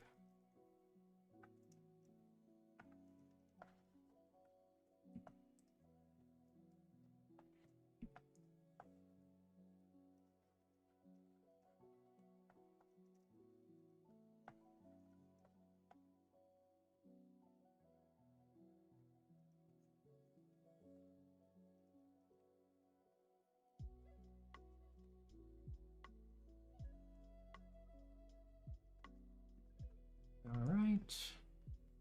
And yeah, we can make the ears redder. Okay.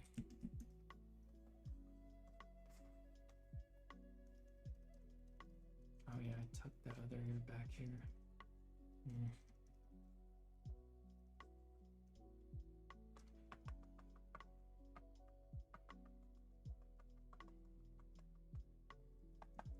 And since we got a neck on it,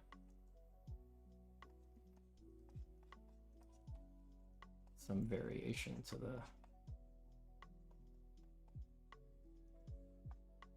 colors of the neck and all that. Maybe that can go a little whiter in the center of the neck.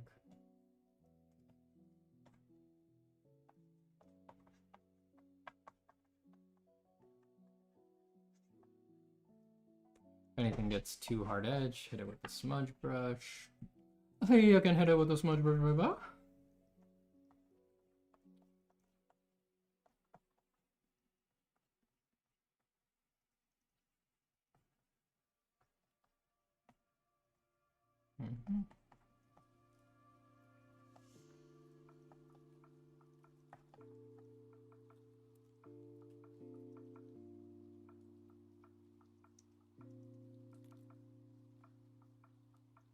Putting some very red touches around the eyes and maybe even a little true pink under the eyes. Is that too dirty? Oh my god.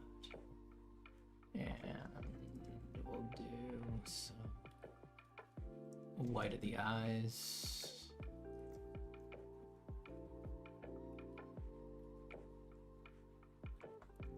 I tend to do that much lighter than it needs to be because I paint crazy shadows over the eyes, so if I want them to still feel kind of lit up and bright in the later steps, I need to make them much lighter than they would wind up in the painting because yeah, they're gonna get covered in tons of shadow layers. And teeth, less, but some sort of different hue for these teeth. And the teeth are just one shape. Don't want to differentiate them or anything like that. This is like I'm painting like a texture map on a 3D model or something like that.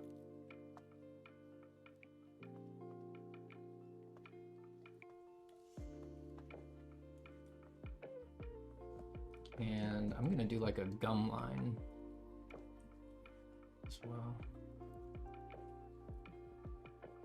I'm not going to maintain all of these local color layers. They're going to get compressed down in a minute.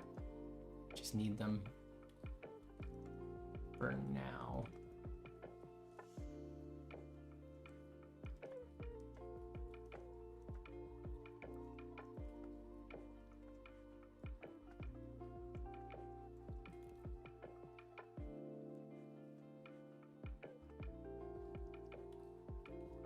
I like that cool purple pink. It's almost like he's wearing lipstick. Into that. Silly. Ridiculous. Gaudy. Baroque. All right.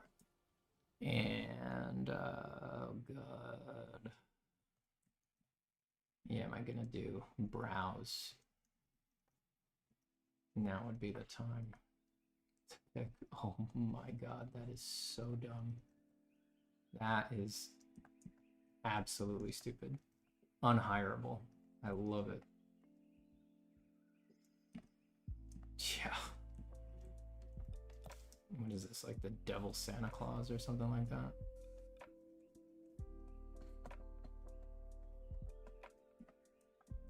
I do like that it gives it quite a bit of humanity, because in my version of Pandemonium, in my little Milton world, before the fall, the demons do choose, the fallen do generally tend to present as anthropomorphic and Roman Greek kind of beautiful when they want to be their glorious selves. So maintaining something silly like the human eyebrow graphic pattern feels kind of right for their fallen form, so that they still feel human. Maybe he should have a monobrow. That'd be kind of funny. We can always add it later, people.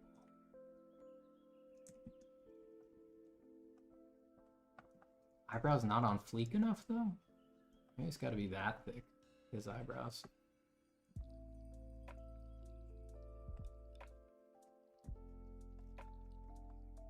Oh my god.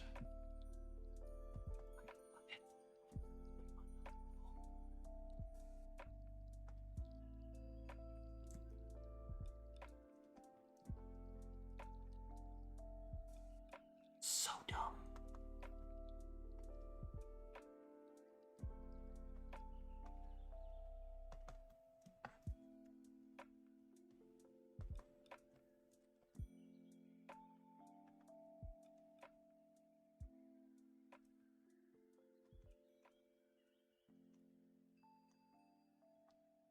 Seeing it flipped, I really want there to be a bit of the ear over here, so I need to, don't mind me while I fix this right quick.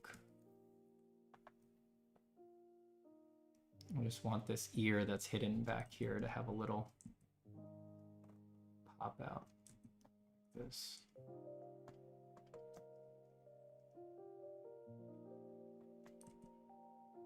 It wasn't working in the lines, but with the local colors down to separate it from the cooler yellow part of the face, it works fine. So just gonna use it to balance out this silhouette a bit.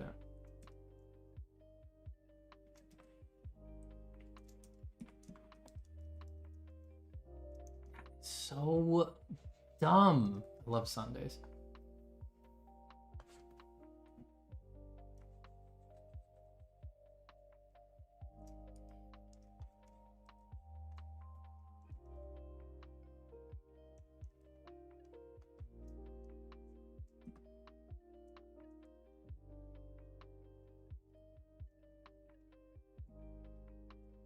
It's perfectly fine to do stuff you think is dumb, by the way. Think of how many pictures you've messed up while thinking you were doing everything right. Maybe it's time to let it go.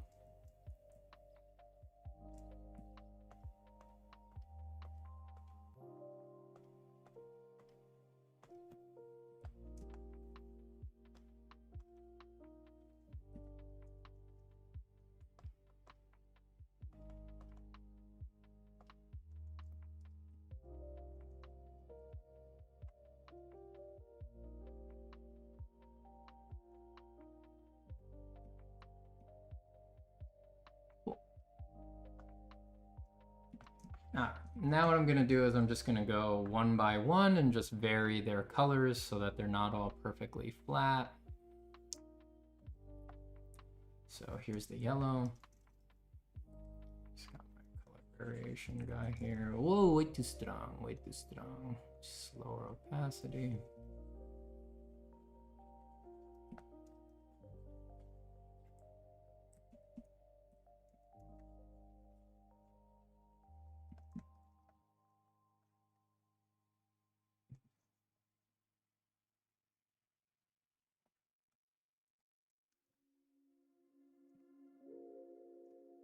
Now even each of the locals has a bit of change. This monolithic yellow, I'm gonna give it a little bit of a pull towards orange as well. Just a general fall off. And oh, that's a romantic song for painting a demon too. Oh yes. Oh, Beelzebub. I suppose I just never thought about you this way before. But what would Dagon think?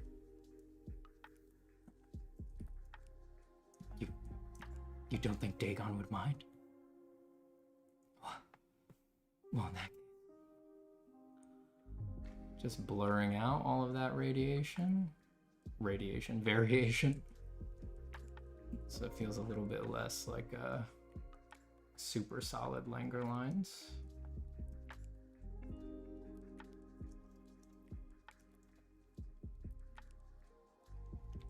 And let's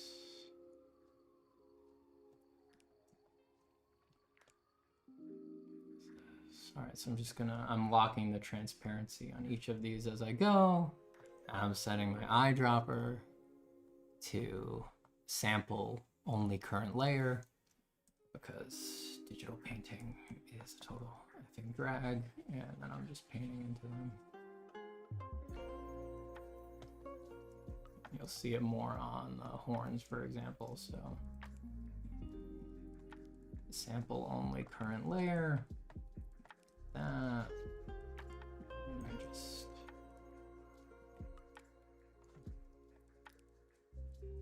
let the, it didn't have it transparency locked, so just beating it up. Trying to get a little bit of color variety in there. You could throw in other colors in there too. Just touch around on the color wheel.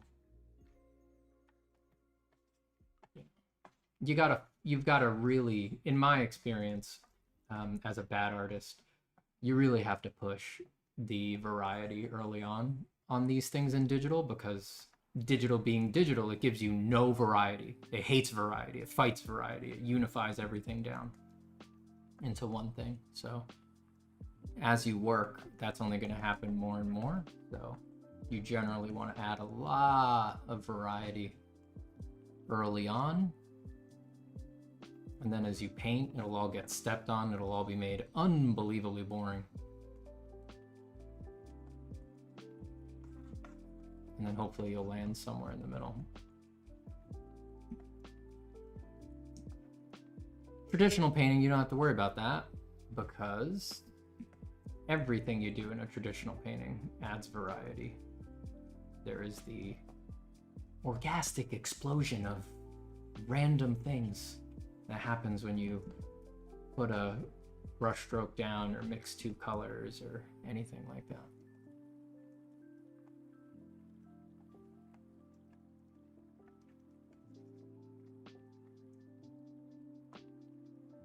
Stupid eyebrows. Oh man. Whatever, I'm committing way past the point of caring on this one. Soften them a little bit.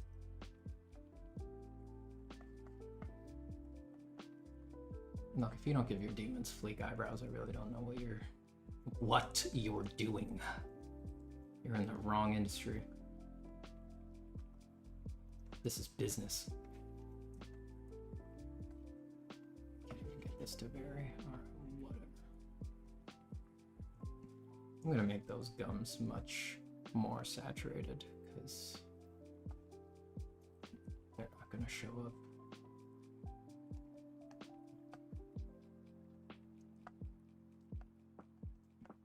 Yep, a little better. And what's this? The ears? Yeah.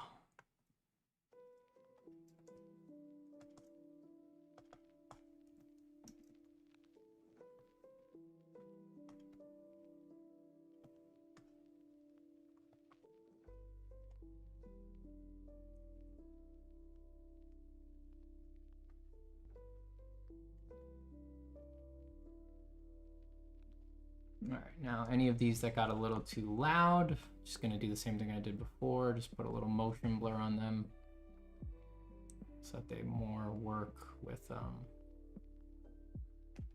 skin folds and things like that. And I guess these look a little strong. Okay, I think I could just do a horizontal on these guys and they'll probably be fine.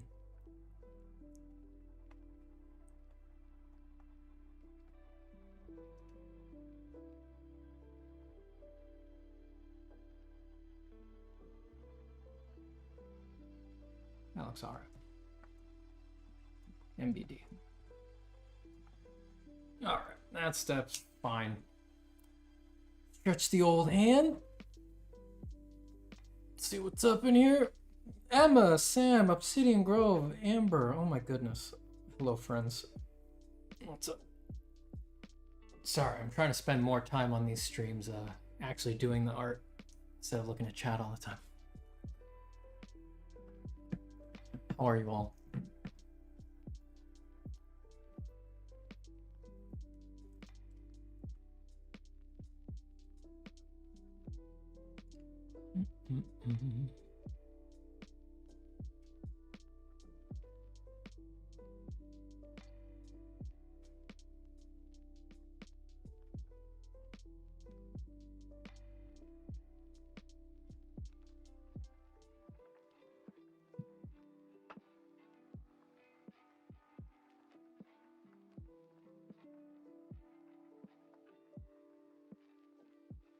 This old hand.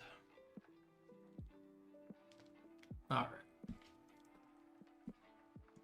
So we just have some much needed variety there. At the beginning, I got a right facing light, we got a left facing light.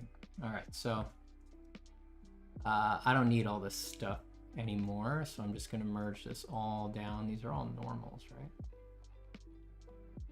I think so. So that should be all the variety on one. Yeah. You know what? I'm gonna keep the horns actually on their own layer because I could see them. They're big enough that they're good to have. But all of this skin variation, that can all just be on one layer.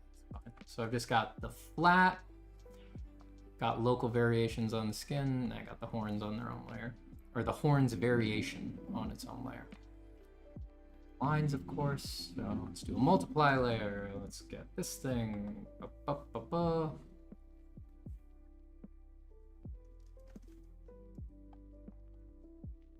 And we can pick our color later because it's on its own layer, but let's do this. Man, yellow sucks. Why did I want to do yellow? I always have to try to do the hard thing, right? I hate it.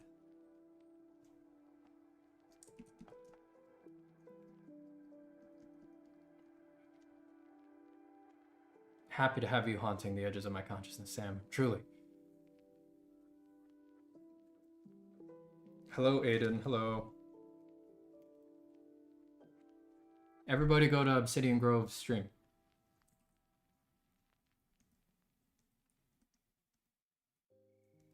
Everybody follow Obsidian Grove. Thanks, good art. Check out his mentorship series on One Fantastic Week. Very insightful.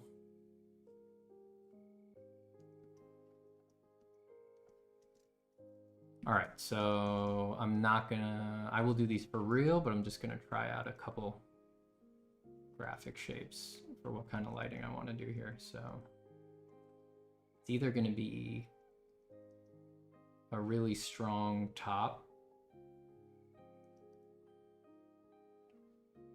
lighting, which is gonna make something like this.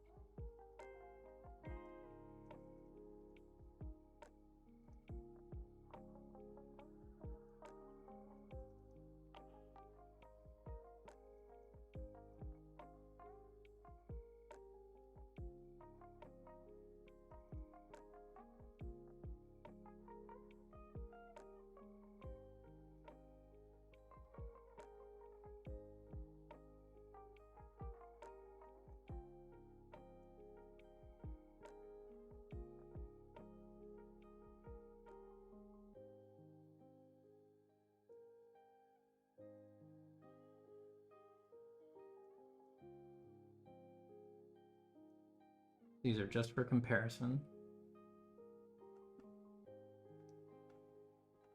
So that would be something like what the top lighting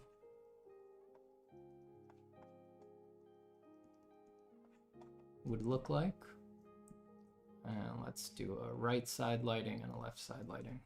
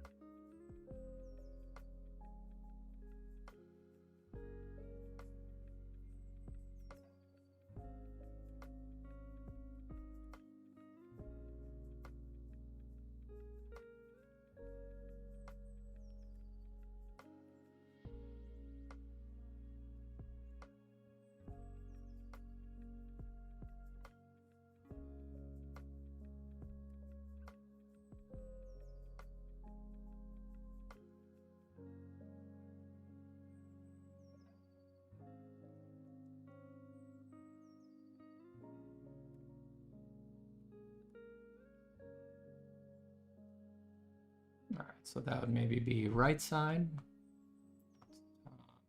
It's right side. Let's look at left side.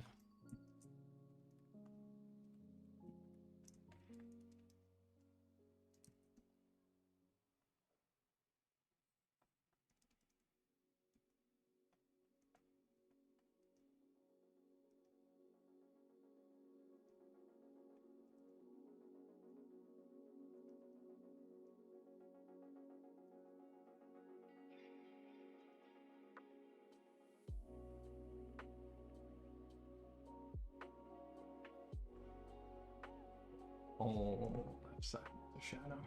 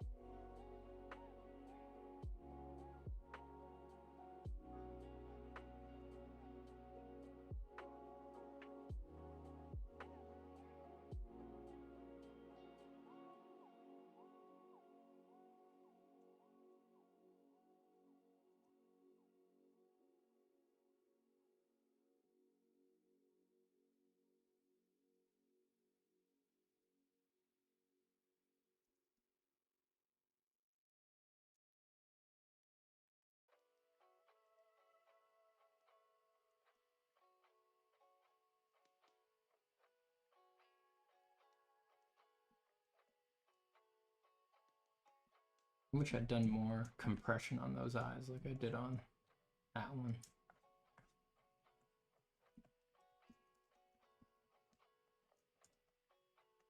reaching for expressions is always tough. It demands a lot of mindfulness while doing the initial sketches. All right, so that's left side. That's right side. It's top. Let's make top more dramatic. Give it a fighting chance.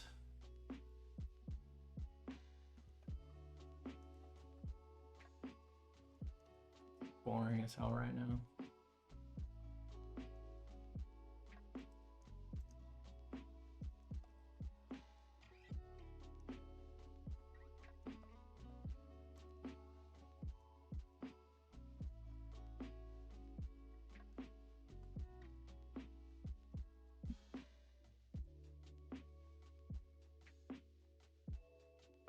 Following big ribbons of shadow across all the way from one side of the face to the other.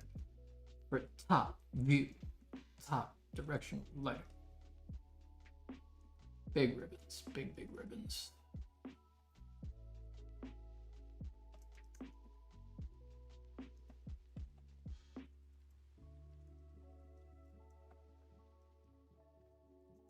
And screw that pocket of light. And you know what? What if we... Yeah, that's probably a better version of top. For really extreme top lighting, you always want to get rid of as many islands of light as you can. Especially the more extreme the features go.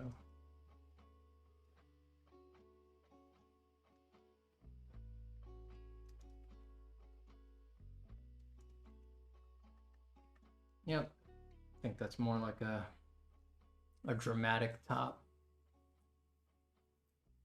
that can actually compete.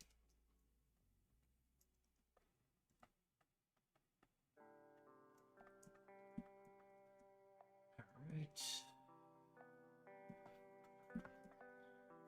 Temporarily expand this.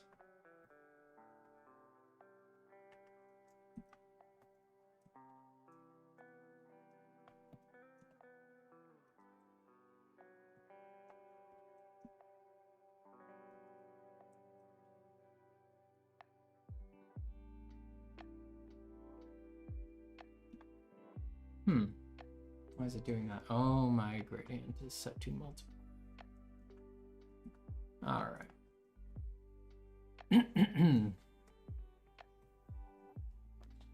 So that's our top.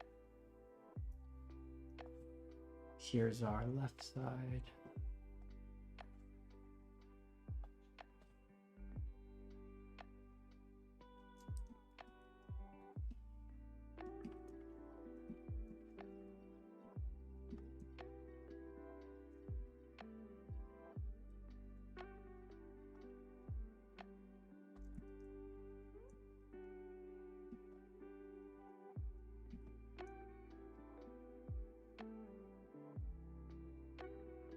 And there's our right side.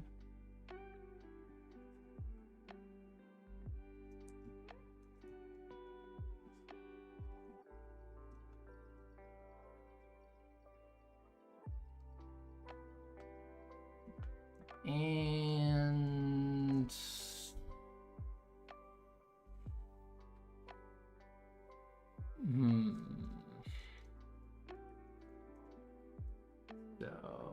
I'm gonna say no to this already. No to left side. It's between right side and top.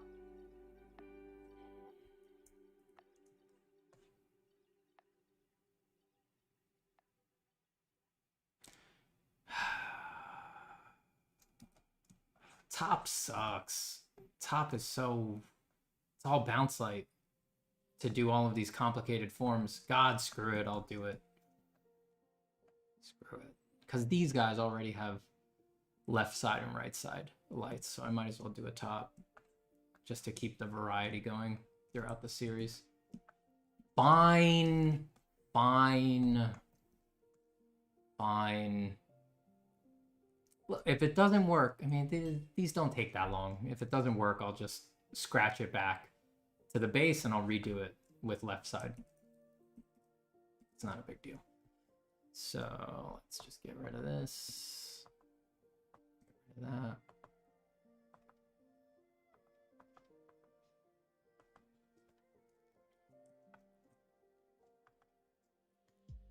I'm sure I'll come to regret that. I'm gonna rename this lighting option Lifesaver,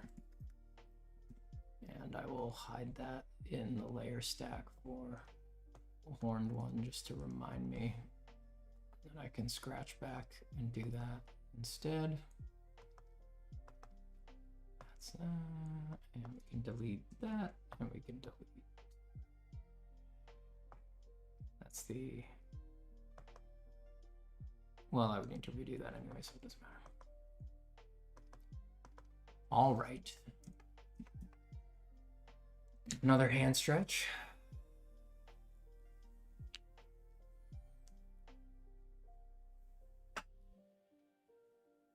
All right, let's see what's up. I see y'all are talking about Wayne Barlow. That's good. That's very good.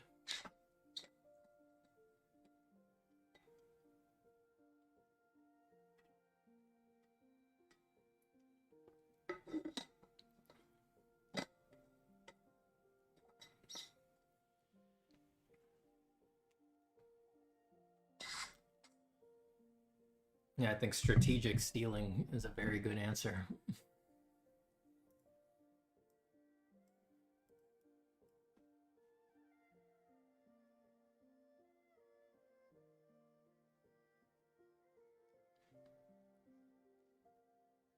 I see one person also thought top was the way to go. I just go off my gut on these things. And since I'm working in series, that gives me some hard points as well.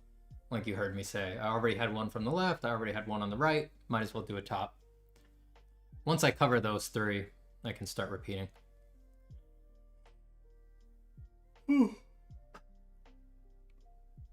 right. We've been going for what? When did I start? 8:30? So it's already been 3 hours. I'm going to go a little longer. I'm just going to redraw the shadow pattern good instead of sloppy to test it. And then I'll probably call it there, because if I go beyond that, I'll probably start rushing it. And there's no need for that. Oh, I think you have opinions on talent. Stony Stone says, how does one know if one is talented enough, or it doesn't even matter?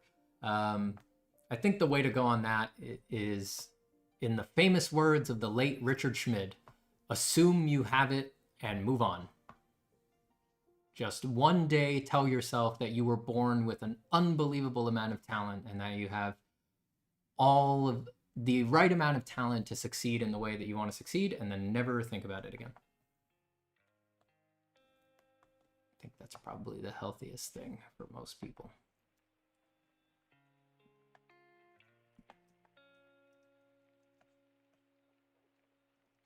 I personally think talent exists. Some people say it doesn't exist.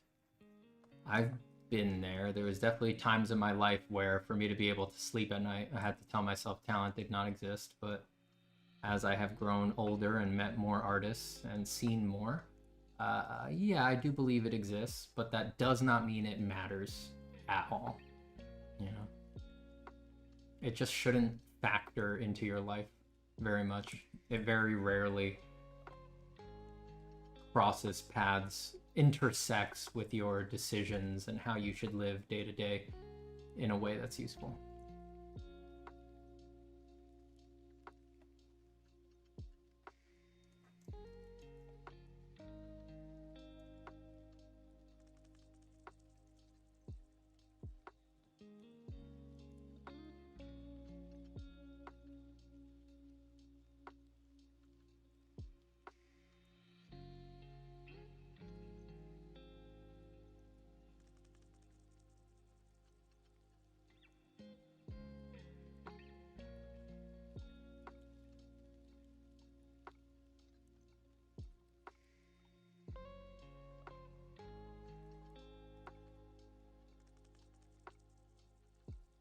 Hey Manny, what's up? What up?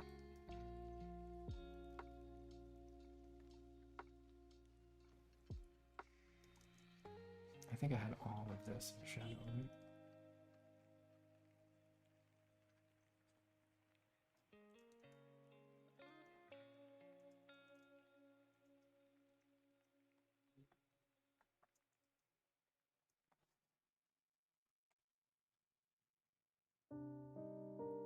Oh, this is gonna be rough. Doing the real kinds of shapes that you get from top light in something like this where you're gonna paint it up usually doesn't work out. I'll do it because it'll be fun if it does work out. It'll feel good to have pulled it off, but usually real top light shapes with like the big cast shadows from the brow and all that, those work much better in very graphic solutions like ink or a very stylized painting where there's really not a lot of detail in there. But if I want him to feel of a piece with things like this where there's plenty of detail all over, it's going to be that kind of a look is really a stretch for top light. So because it just casts almost everything into the realm of bounce light, and bounce light for the value hierarchy to work needs to be super restricted, very low contrast. So all of those details, you have to ride a line of making them legible in the bounce light, but then every time that you push it, you risk blowing the whole thing and losing the form.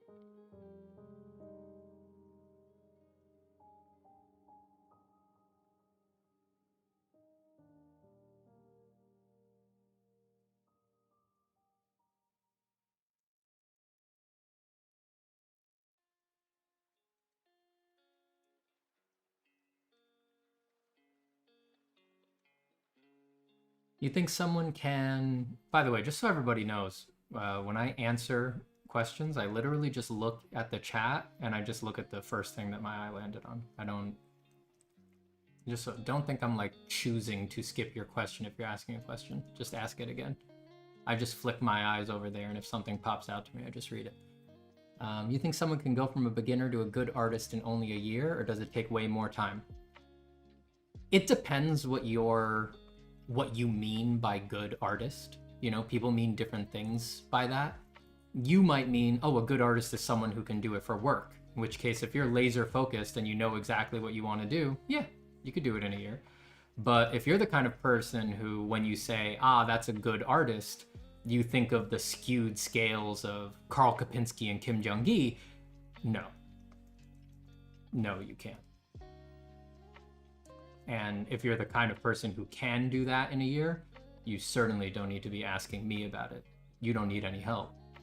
You don't need to be told anything. You're going to pull that off no matter what.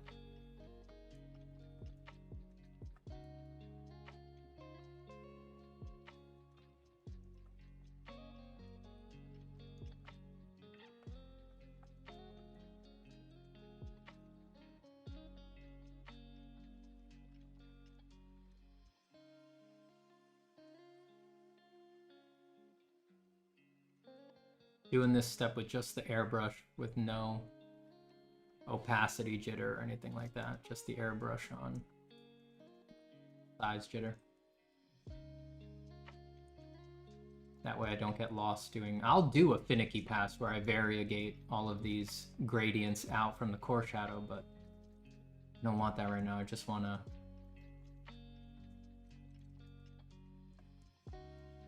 think in the overall shadow shape.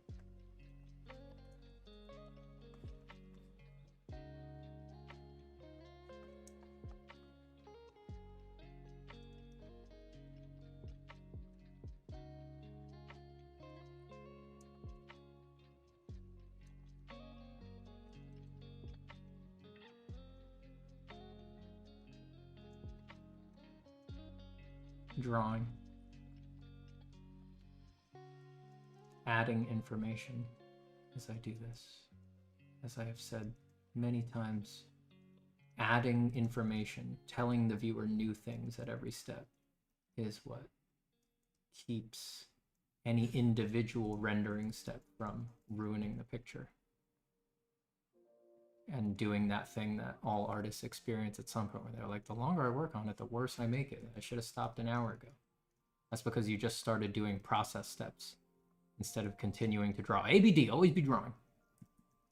Always be drawing. Always keep the draftsman's mindset alive. Always be adding information. Always be falling into the form more and more.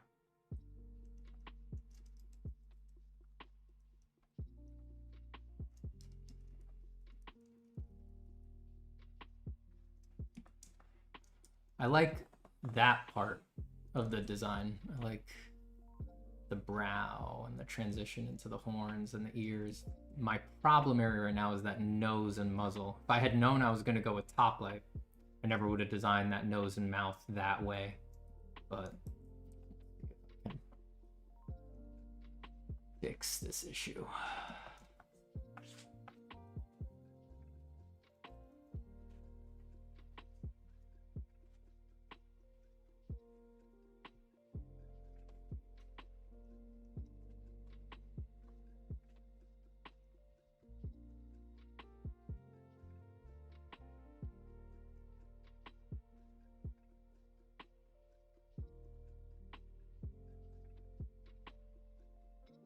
Tough to balance the lopsiding of the light with how lopsided the sketch of the face already was.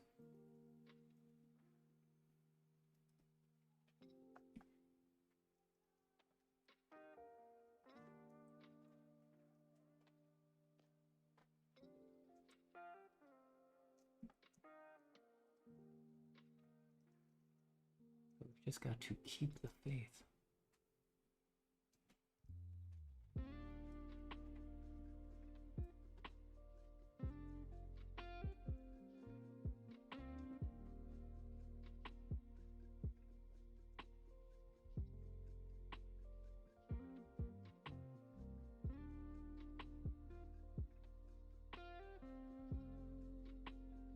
Don't let the light pop off those gums a little bit.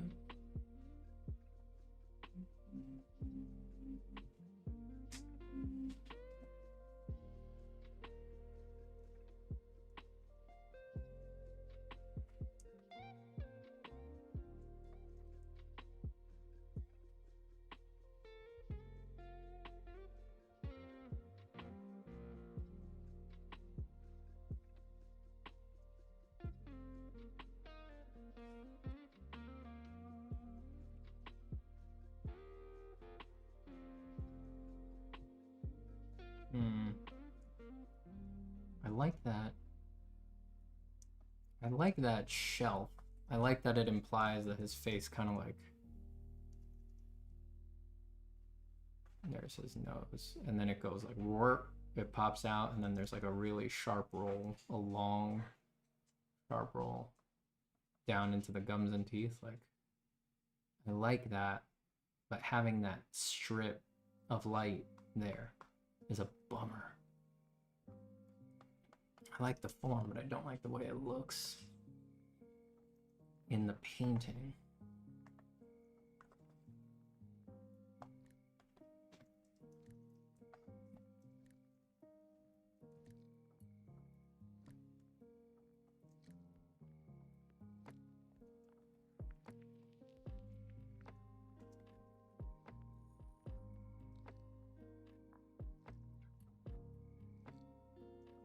just so everyone knows, this is why you should never, ever, ever try new things. This is why you should never, ever reach. You should only ever do your comfort zone. To be confused or have to problem solve for even a second is indicative of your existential failure as an artist. So don't you ever put yourself in a situation like this. This is so wrong. Not just artistically wrong, this is ethically wrong.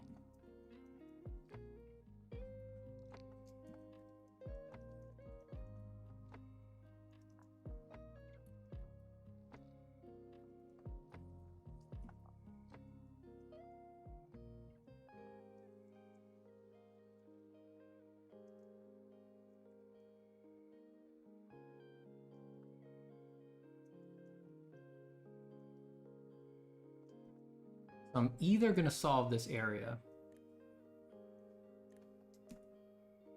by beautifying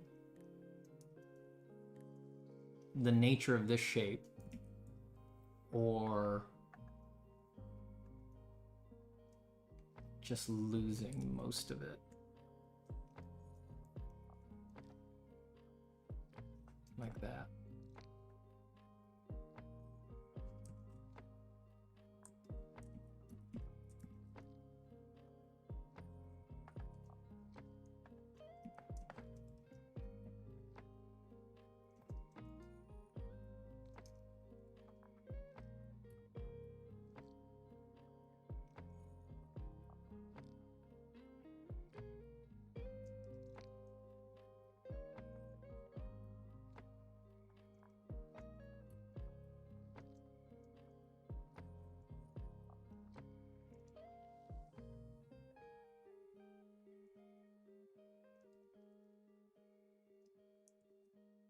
I wonder if I want to do a filtrum. That's something to consider too. Strange.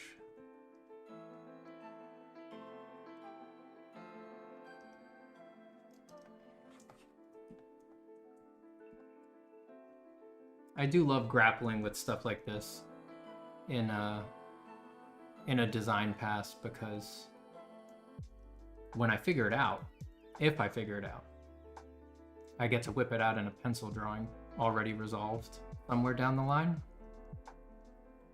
And that feels good.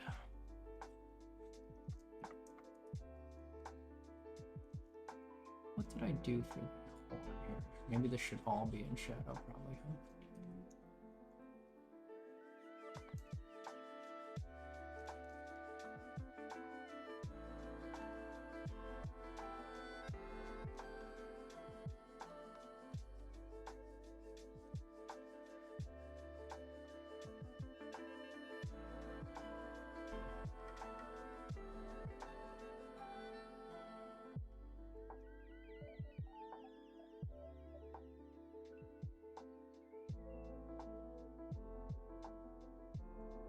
Hi, Joseph. It is an evil maw. It really is.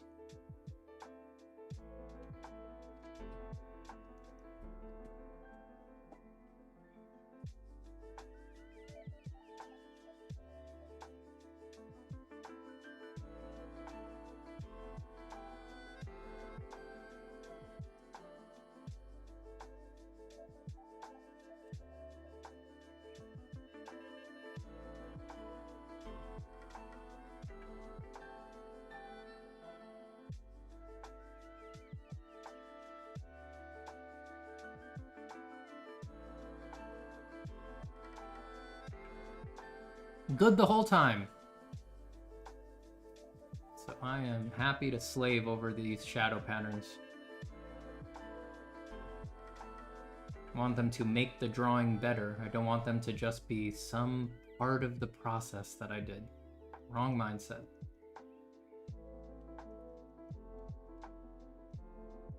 Good the whole time.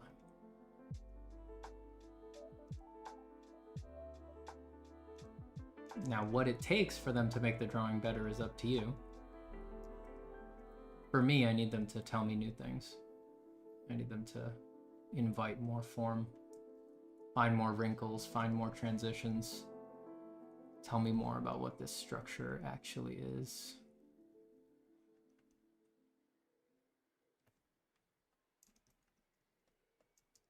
That's what I need. It doesn't need to be what you need. I can recommend it though.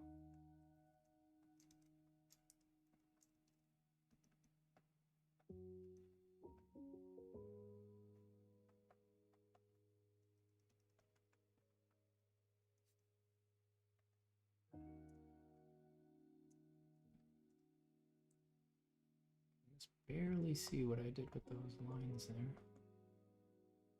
Just gonna make those slightly darker so I can see what I was implying here.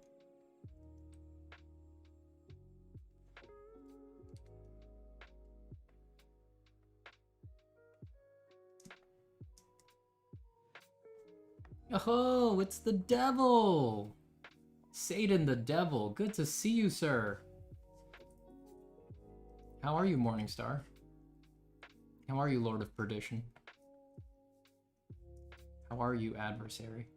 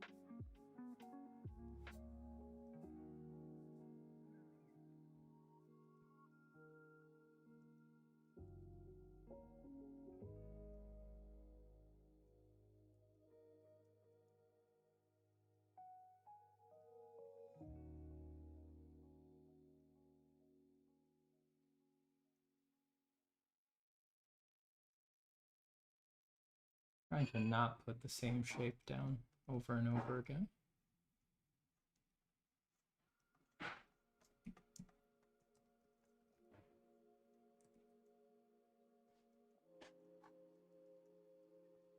The hunt for variety continues. Yeah, wild. This time, a rare moment. Notice the difference in shapes, proportion, just remarkable. It's just hiding out here, waiting. Nature to be discovered. Ignorant. It's the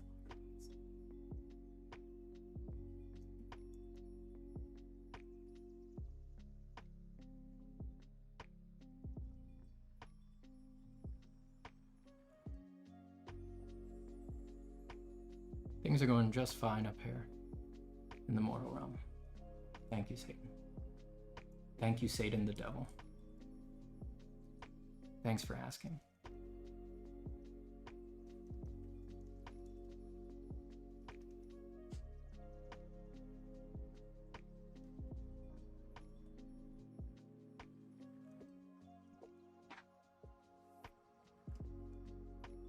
Alright, let's just get some of that shadow patterning going on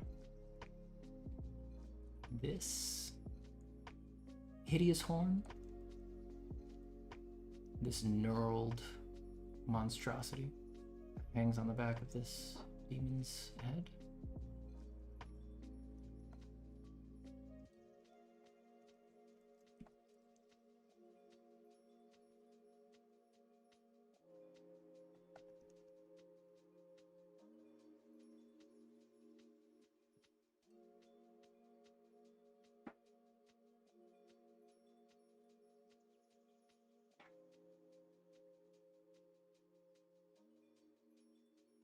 Hope everybody's sketching is going well.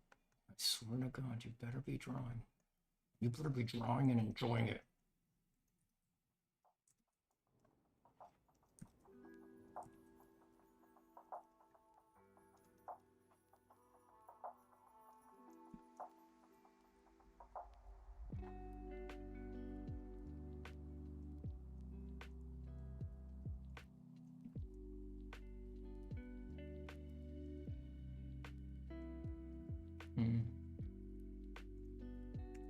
just check something.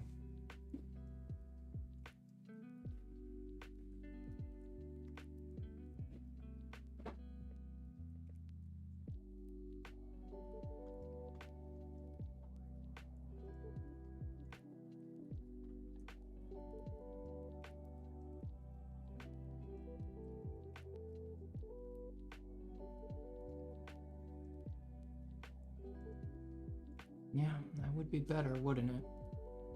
Alright, well. I can make an edit like that once I'm in painting proper, because when I do that, I'm all merged down for the most part, so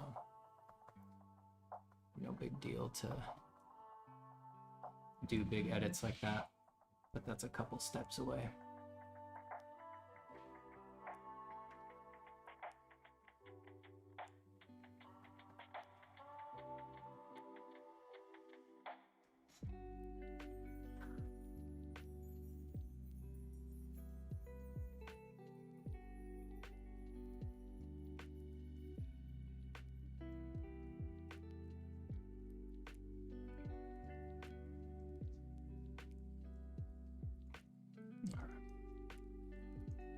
Just gonna beat these up a little bit so that they're not perfectly continuous all the way across top of that horn, because they are facing directly at the light. So those ones that are just in the dead center of the middle of the horn, they really should be considerably lower contrast.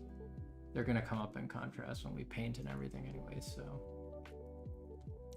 What did I mess up here? Oh God. What do I have wrong here? Oh, of course, I painted that right into... No, where is that? Is that on its own? Right? I see. Oh, I see. Those two... Oh, calm down. So dramatic Photoshop.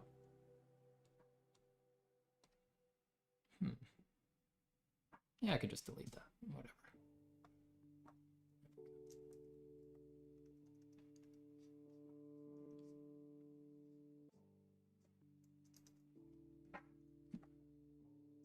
Right, a couple little touches around here, and we will leave that be.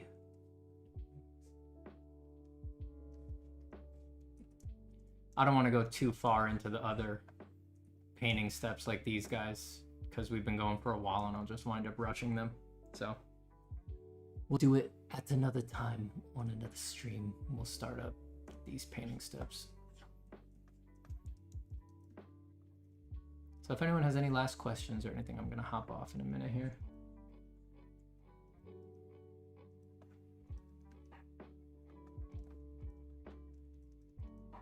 Thanks for hanging out. Thanks for drawing. I appreciate you being here. Thank you for drawing today. If you didn't draw while watching this live stream, now's your chance. Sticky note or something like that. Just put down a couple lines. The smallest habit is still a habit. Get that good drawing habit built up.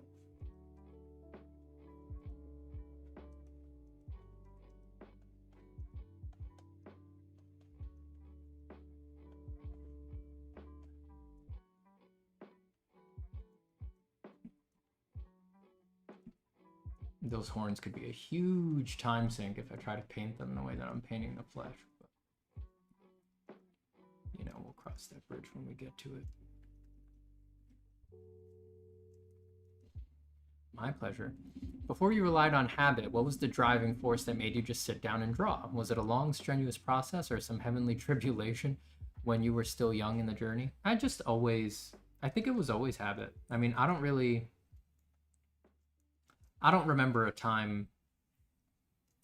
Yeah, at this point, I don't remember a time where drawing wasn't high on the list of what I wanted to do with my free time. So I'm afraid I don't have a good answer for that, unfortunately. And again, that's one of the reasons that, you know, all of the like machismo, like hard work, grit stuff, that stuff doesn't really land with me, you know? There was no effort for me to spend a lot of time drawing, right? And does that say anything about my character or my decision making or my grit? No, that's accident of birth, right?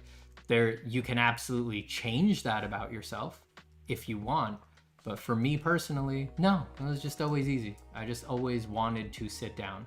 So yeah, not hard for me to get the mileage and for me to want to sit there and do the work. And that's really nothing to do with me or my character or my grittiness or my motivation. That's just the way I was.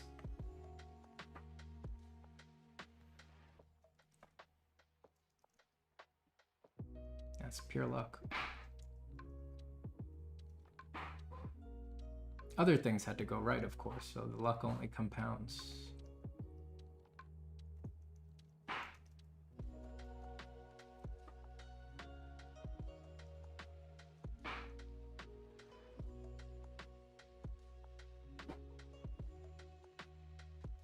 Kind of lost the local for the eyebrows. I'll need to get that back on another layer that I had.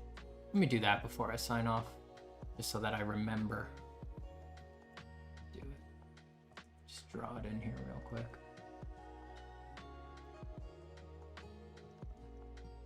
Ha ha ha ha! It's so dumb. That is so stupid. I love it. Like, why would he have eyebrows like that?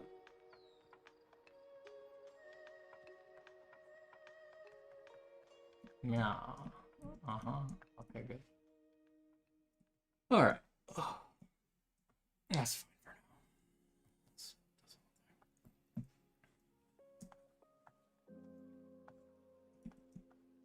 now.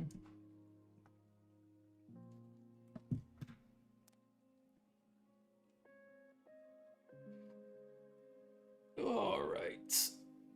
Let me see if I catch anything else. It arrived in an anatomy book for drawing this. I think that will help with 8% of me. I can go deep in another book or when I will do a course that I pretend to. Anatomy books are great, but just make sure you spend a lot of time using what you learned. Draw a lot of figures leaping through the air and have fun with it. No problem, Aiden. My pleasure. My pleasure. Cool shape. Reminds me of the Tesla logo. Huh. That's probably a good thing. That's probably a good thing.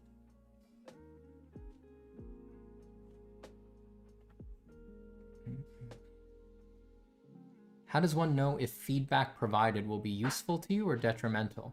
You can't. You can't. You need a very strong understanding of your goals in order to be able to vet feedback effectively. Art is too broad for anything like a rule or advice to another person to just be sure to be applicable to you. It's not going to work. Art undermines that at every turn. It's much too broad, much too broad. So you need to know how you're narrowing down what your goals actually are, and you use that to understand feedback and to apply it.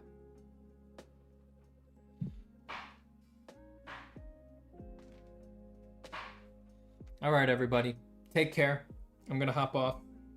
I will see you all soon for another relaxing session of drawing demons to calm music.